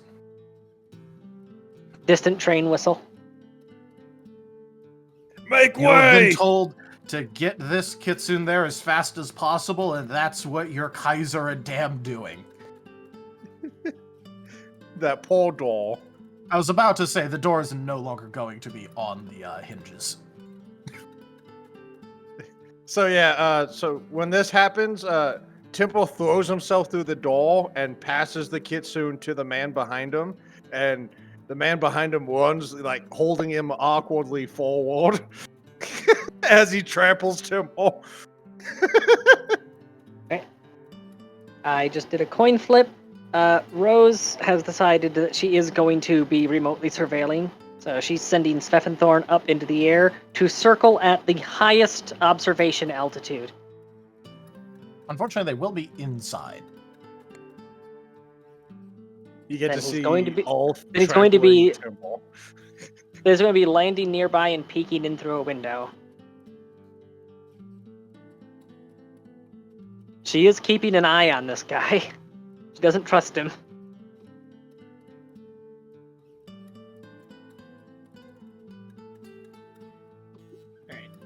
So, do you want me So- to do the? Hold on a second. So after Temple gets trampled, Ulf runs forward with the kitsune, kneels and puts him down, and the other two wolven are like at ready, not weapons drawn except for Blue, just because it's a long rifle, of course it's drawn. But they're kind of like taking defensive positions, and then Temple jumps up to his feet and like readies his shield. You all go at ease. It's just me healing a person. So, considering the twins are much faster than Timber, can they already be there? Yeah. Yeah. Cool. Open the door and Gar greets you.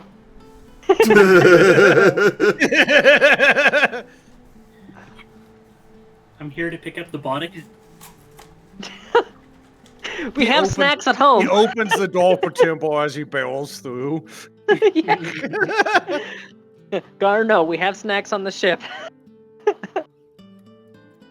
He looks up with his face all bloody. Aww.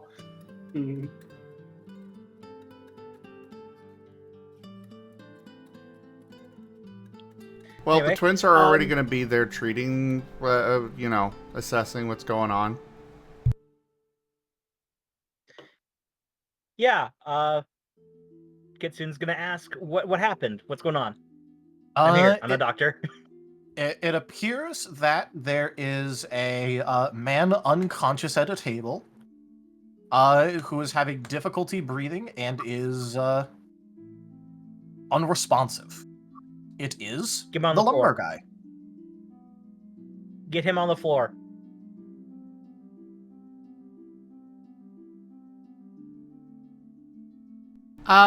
No.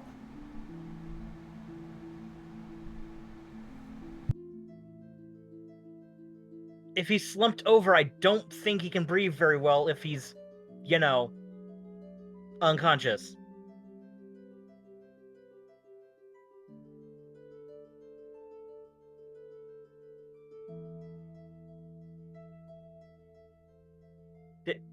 Kitsun's just saying this while frantically rummaging around in his pockets for materials.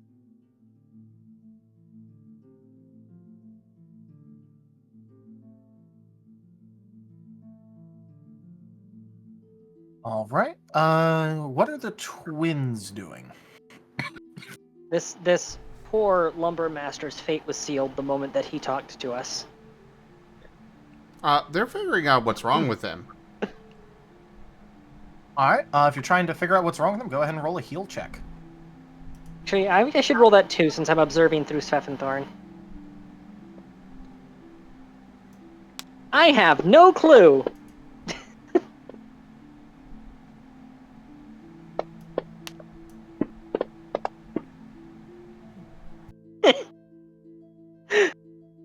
There's Jury. I'm a doctor. I mean, I'd also roll a heal check, but Yeah. I'll just roll a d20 and assign like a decent modifier to it.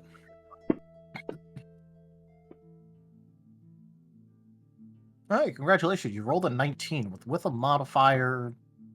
Considering this is like going to be kind of your character's whole thing is like healing people, so yeah, I'd say you'd definitely be able to tell. He's dead. I don't know. Brutus, reload. Give him the Kaiser's mercy. All right. Triage time. But for what happened is both Jury and David would be able to tell that this man was poisoned. fuck, damn it. Does anyone have charcoal? Why would you need charcoal?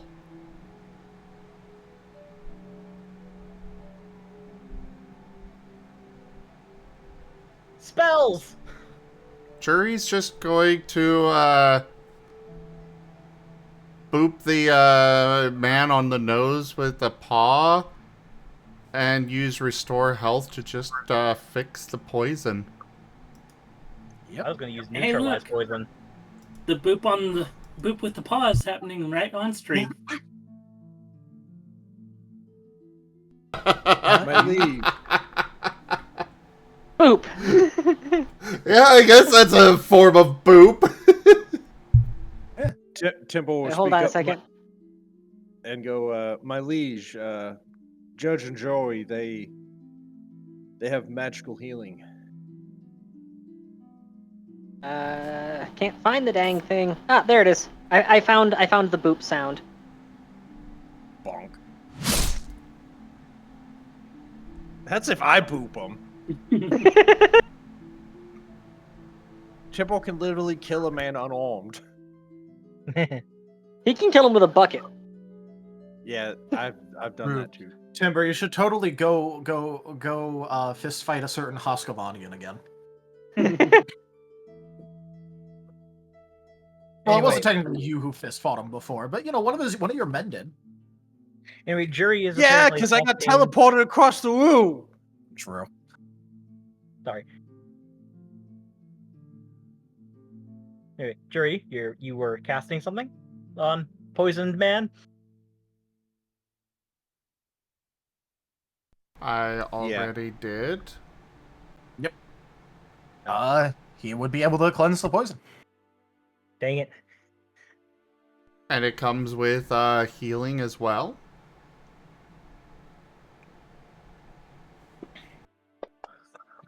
I am not medically trained. Oh God. Also, Judge is lifting up this Kitsune and tilting him upside down. A lot of stuff just starts falling out of pockets.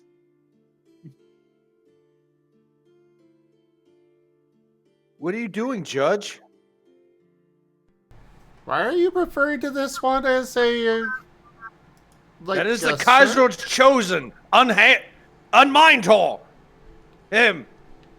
Stop doing the lift.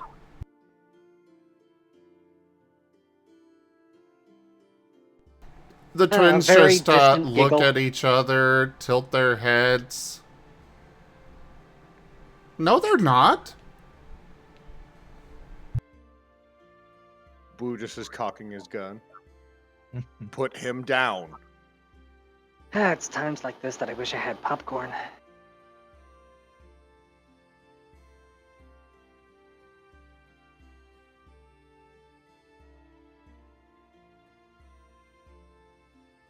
Would now be a bad time to say some poison falls out of his pockets? I mean, you already had poison earlier, so But like there's more poison.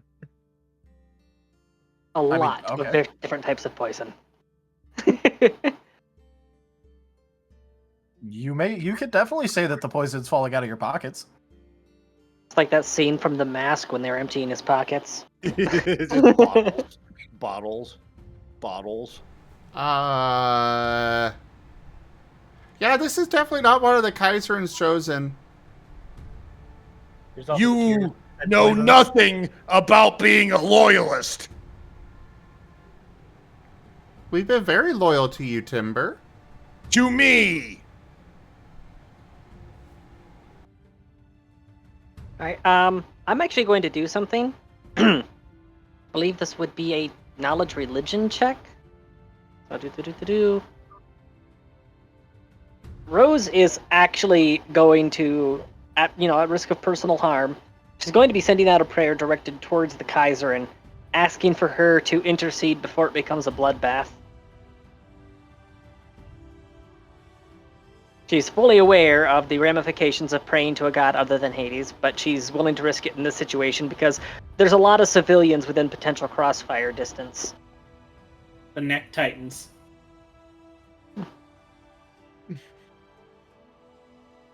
Well, the first roll was for how much Hades cared, and it rolled 88.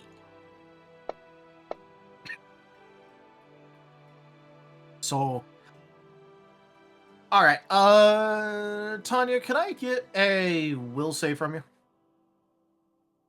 I need to find that. There it is. I feel very strongly about this. Hooray! I have successfully caused my first party will save. Yep. All right. So, as a result of that, you'll only be taking half damage from this.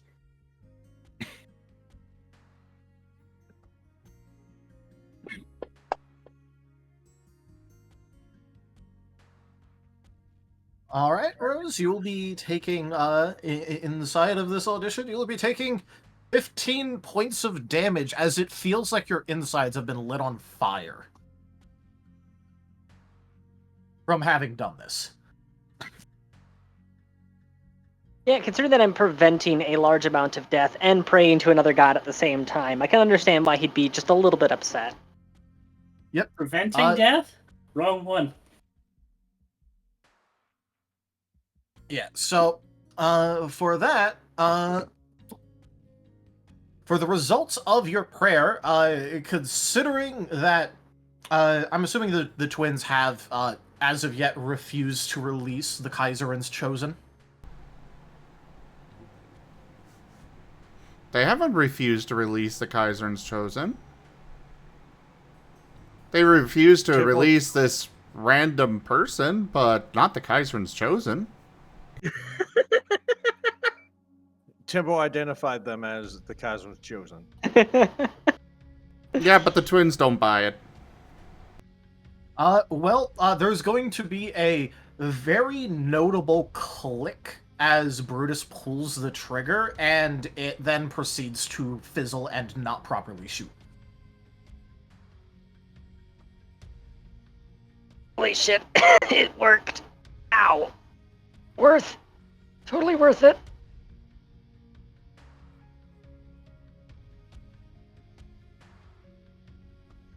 Hangfire, keep aiming! He has not moved it. I feel like we should all calm down. Put down the Kaiser's Chosen, or I will draw my blade.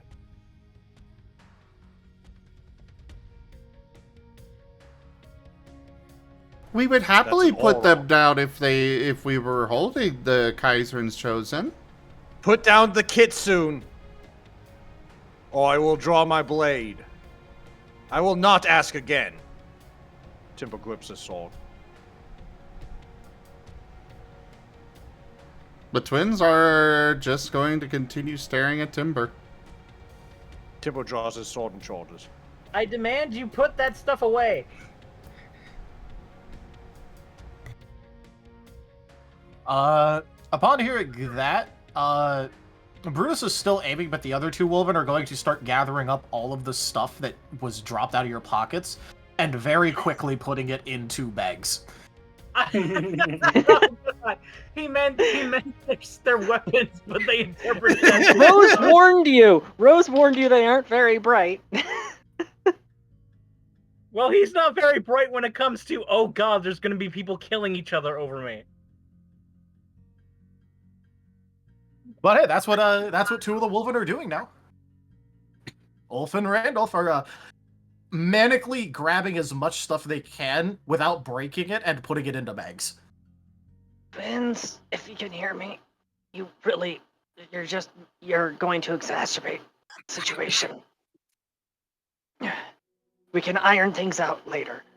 You're putting people at risk right now.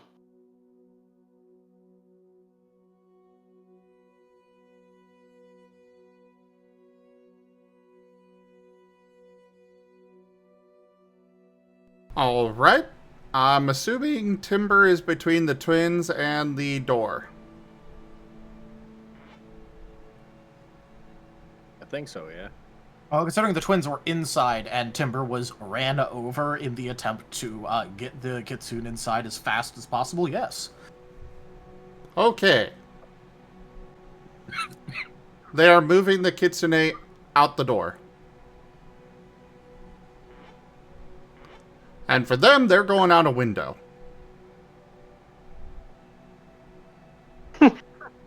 Wait, so I'm being moved out the door and the twins are going out through a window. Okay. They open the window and there's Thorn.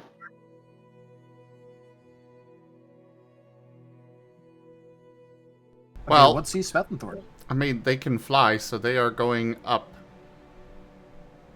Yeah, it would have been one of the upper windows where Thorn's at. You think he's going to be down at street level when the Wolven are currently compromised? They already blew up one of her minions.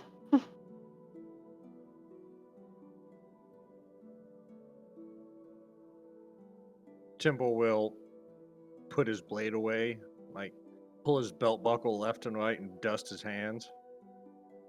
And then looks down at the dude who got poisoned. Is he okay? Well, considering your heal check on him was 1, it's, you're not exactly sure if they're dead or alive right now. And they also could be asleep, and then you're also not sure if that counts as, what that counts as. Tippo's gonna give him a lay on hands just to be sure. Alright. Yeah, licks his paw, shoves it in his face. You would be able to tell that he is a recipient for it, and so is probably alive. Meanwhile, the twins are carrying the Kitsune back to the ship. So magical flying. The slow running of Wolven. Creatures. What do you want with me? Judge and Oh. jury.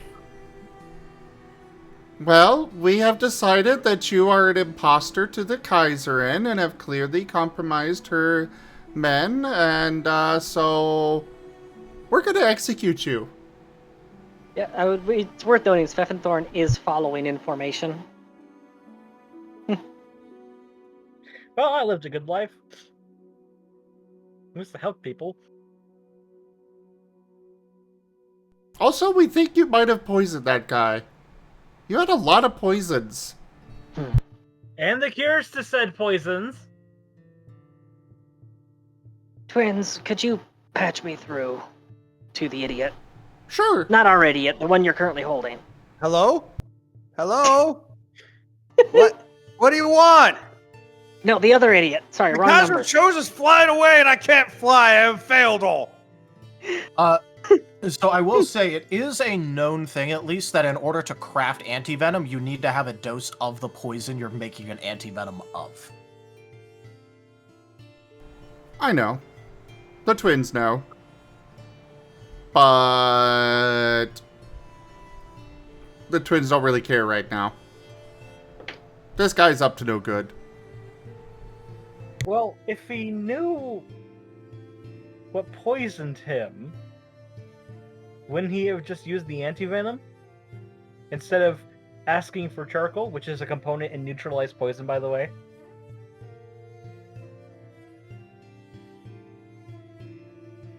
Is Temple still connected? Not to the call between Rosalia, the twins, and... Yeah, but I mean to the twins. Yes. Alright. Twins, if you harm that kitsune, I will disown you.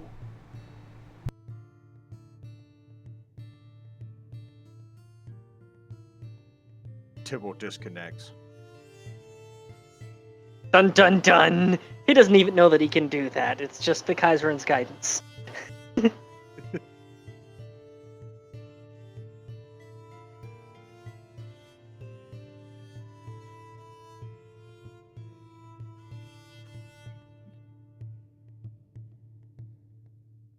Meanwhile, Temple takes the cannon cue from Brutus and like goes off to somewhere safe and like lights a match at the firing porthole, trying to get the powder to discharge. Yeah. After a misfire, it's a good idea to safely clear the weapon. Yeah. So, how do you execute people?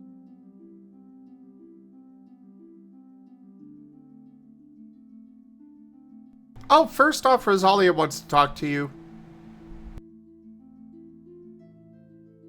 Oh boy.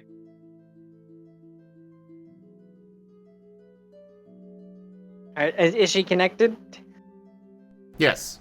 I still love that. This- Connect me to the idiot. This is why I warned you not to take advantage of their faith in you.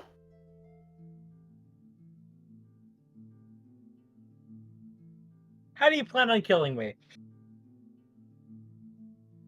We've already graduated to executions. I think you just set a speed record.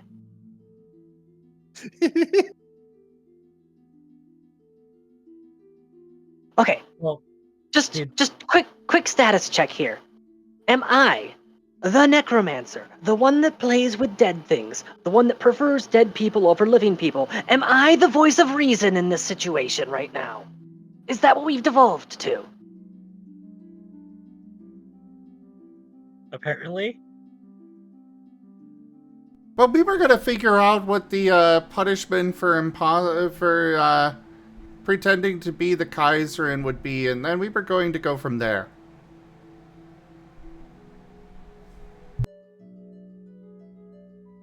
I need you to be 100% honest and transparent with me, because if you lie right now, there's a good chance that it will kill you, regardless of which direction that lie is. Are you or are you not actually a kitsune? Yes. Do. Boop. Boop. She's still unsure whether she can trust him. Damn these dice!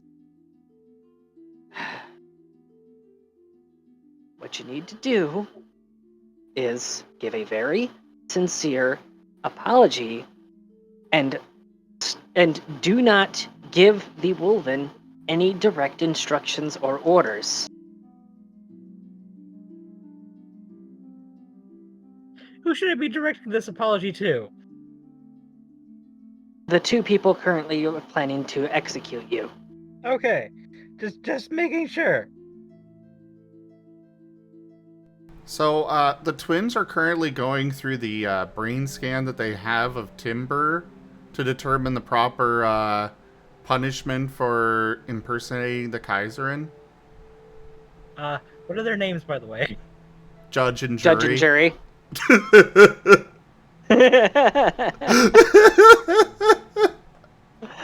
Wow, that's. So their names are Judge and Jury, and they're planning on executing me. This is ironic. No, ironic would be the opposite of expected results. Well, if you're going through Temple's mind, you would know that the Kitsune are literally the Kaiser's chosen. Yeah, but they don't believe that this guy is one of them, so they're going through to figure out what the punishment is for somebody pretending to be the Kaiserin.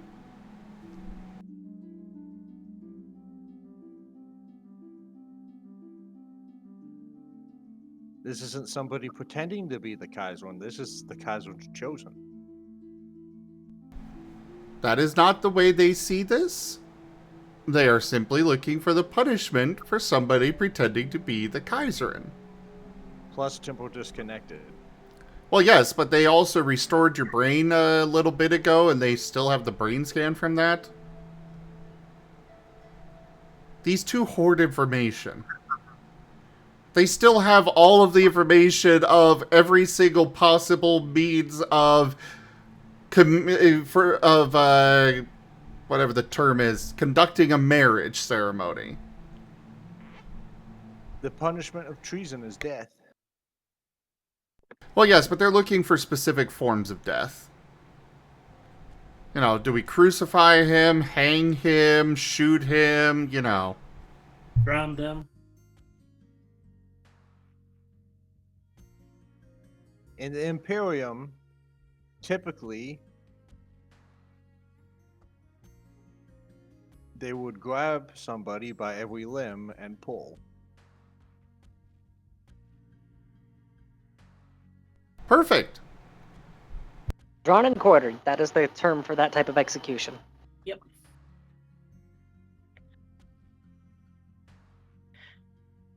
So, Or bottom. Or shoot I him. have something to say to you two before you Or decide to decapitation. utterly destroy me in whatever way you have planned. Or throw him to the puppies.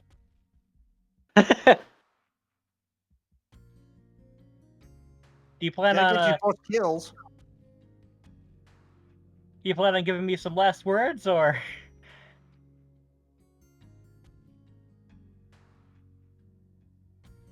Rose going to give him last rites? Oh, right. Rose, we're gonna need you to perform last rites. It looks like we're supposed dear Tartarus to. below. It looks like we're supposed to pull on all of their limbs until they basically are pulled apart. Twins? The last town that we visited is currently burning to a crisp. Can we just go one port without creating enemies? Just one. But they were ordering timber about. Because it Yes. was an emergency, and I didn't realize they took me so seriously. Well, Now I you didn't know. realize they would take me seriously to this extent. I warned you. They are not very intelligent, but they are very loyal. They The believe closest thing that to you... loyalty I know of is fucking 24-hour watch guards. Congratulations, you have 24-hour watch guards. Look. They got a taste of power. It went to their head. They now understand power must be wielded responsibly. If I you don't plan on doing it execute them, if you execute them, given that they are a healer, people in this town will notice, and that'll be yet another place that we can never visit again.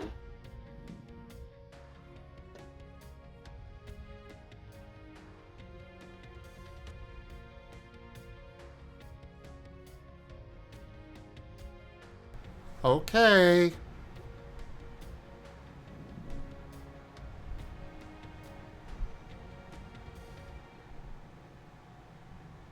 But if he tries to Look. order timber around again, we're gonna have to do something. I know. Look, was it David, was it? Yeah? Last place we visited, there was a guy who loved to get inside people's head to very detrimental effects. So everybody is just a little bit gun shy at the moment and a little bit twitchy. So when you started ordering the Wolven around, they immediately assumed the worst.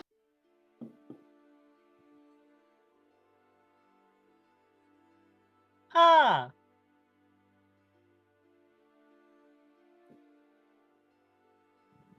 I was not intending for that at all.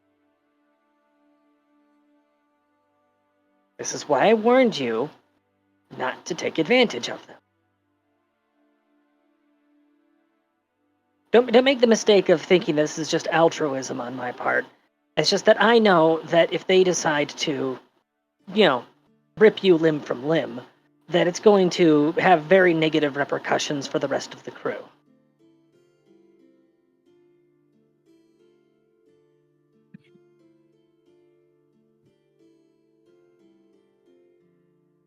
Yeah, fair. Very fair.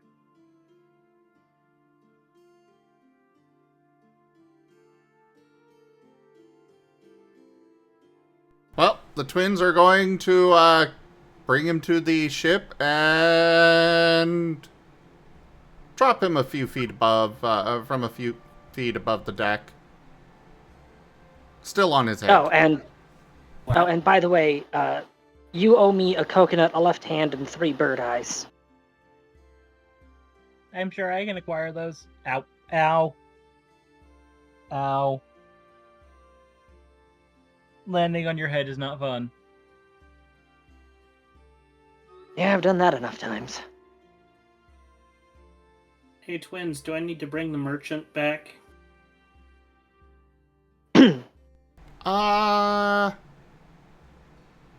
Probably should get him to the guard, I think. Considering he was poisoned. So, as Temple's running back, Gaul just zooms right by. Literal F1 sounds. Yeah. The wolven spin. And then they gather themselves and run again. Ulf is running the wrong way, realizes he's running the wrong way, turns around and tries to hurry back.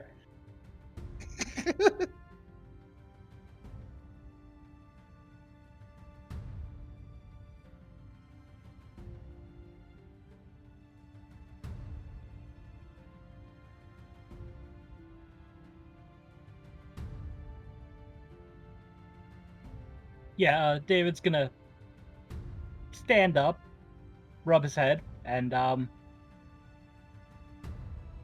start edging his way over to getting off the ship. Yeah. Can you swim? Not well. Ran off by wolven cultists. We lost a dude to wolven cultists. Oh, the kitsune! Praise the kitsune!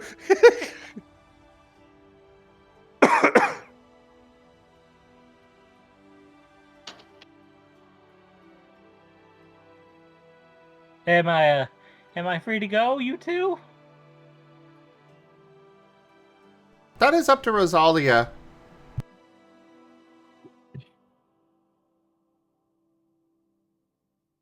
There it is. I found it. I was looking for a specific sound. This is what it sounds like when a guard runs past somebody.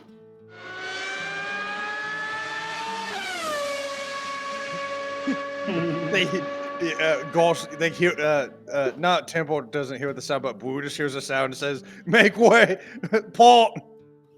The wolven dive. Okay, what was the question that was asked? Am I free to go? Yes. And hopefully this is a learning experience for you. It very much Because was. just know that in most cases when the twins have made up their minds about something, it's not so easy to convince them. To convince them otherwise. Anyway, I'm gonna go acquire the coconut, left hand, and bird eyes.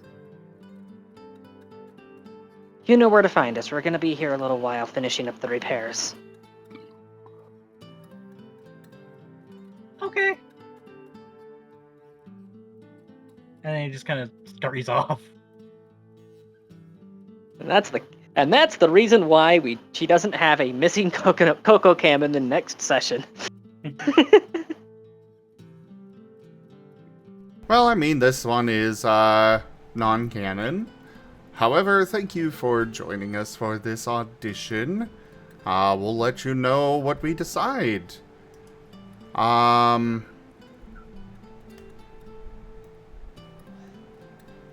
We do still have 2 more people to interview. Yes. Or have audition, and then probably some discussion for next week and all that.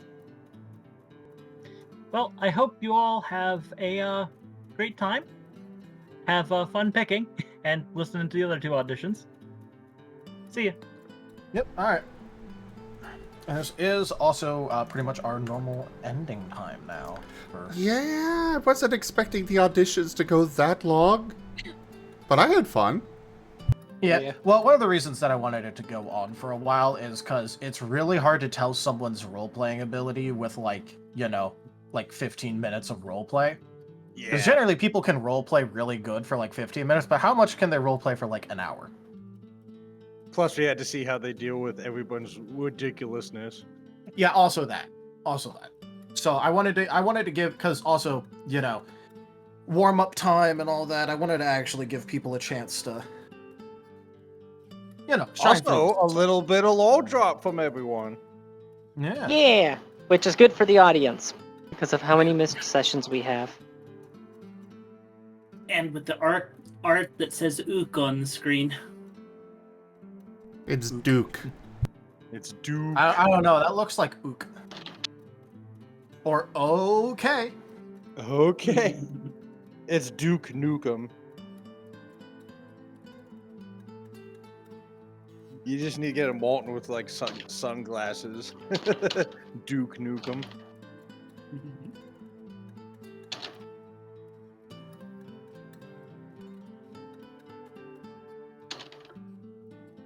Hey there, Raijin. Successfully makes people leave just how freaking crazy we are. I don't want to play with these guys.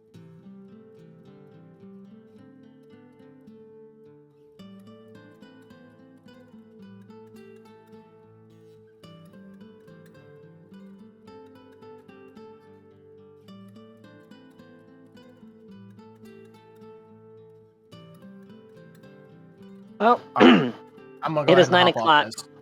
Yeah, it's 9 Yes. o'clock. I 100% need to start getting ready for bed. Yep. No, Let me double check right. what the heat. I'm gonna say no, Raijin. This session is not canon. It's, you know, there was auditions, so I'm not gonna count this one as an official, session. Hey! There's gonna be a lot of rain and it's only gonna get up to 84 tomorrow. Yay! I'm not going to be broiled alive in the school while I'm working. I'm just happy that every non-canon episode we had, a canon was filed. No such thing as non-canon. Not with Wolven, because remember last time we were on the boat, and then Temple used the cannon gear to shoot all the chains holding the thing on, and then Brutus tried to, he shot the Coco Cam, and then he tried to shoot again, and then had a misfire. Which brings up the question, what happens if somebody tries to shoot Timber's chain?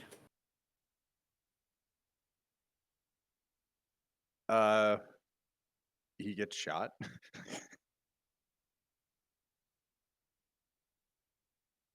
I mean, also to be fair, Temple has so many chains on him.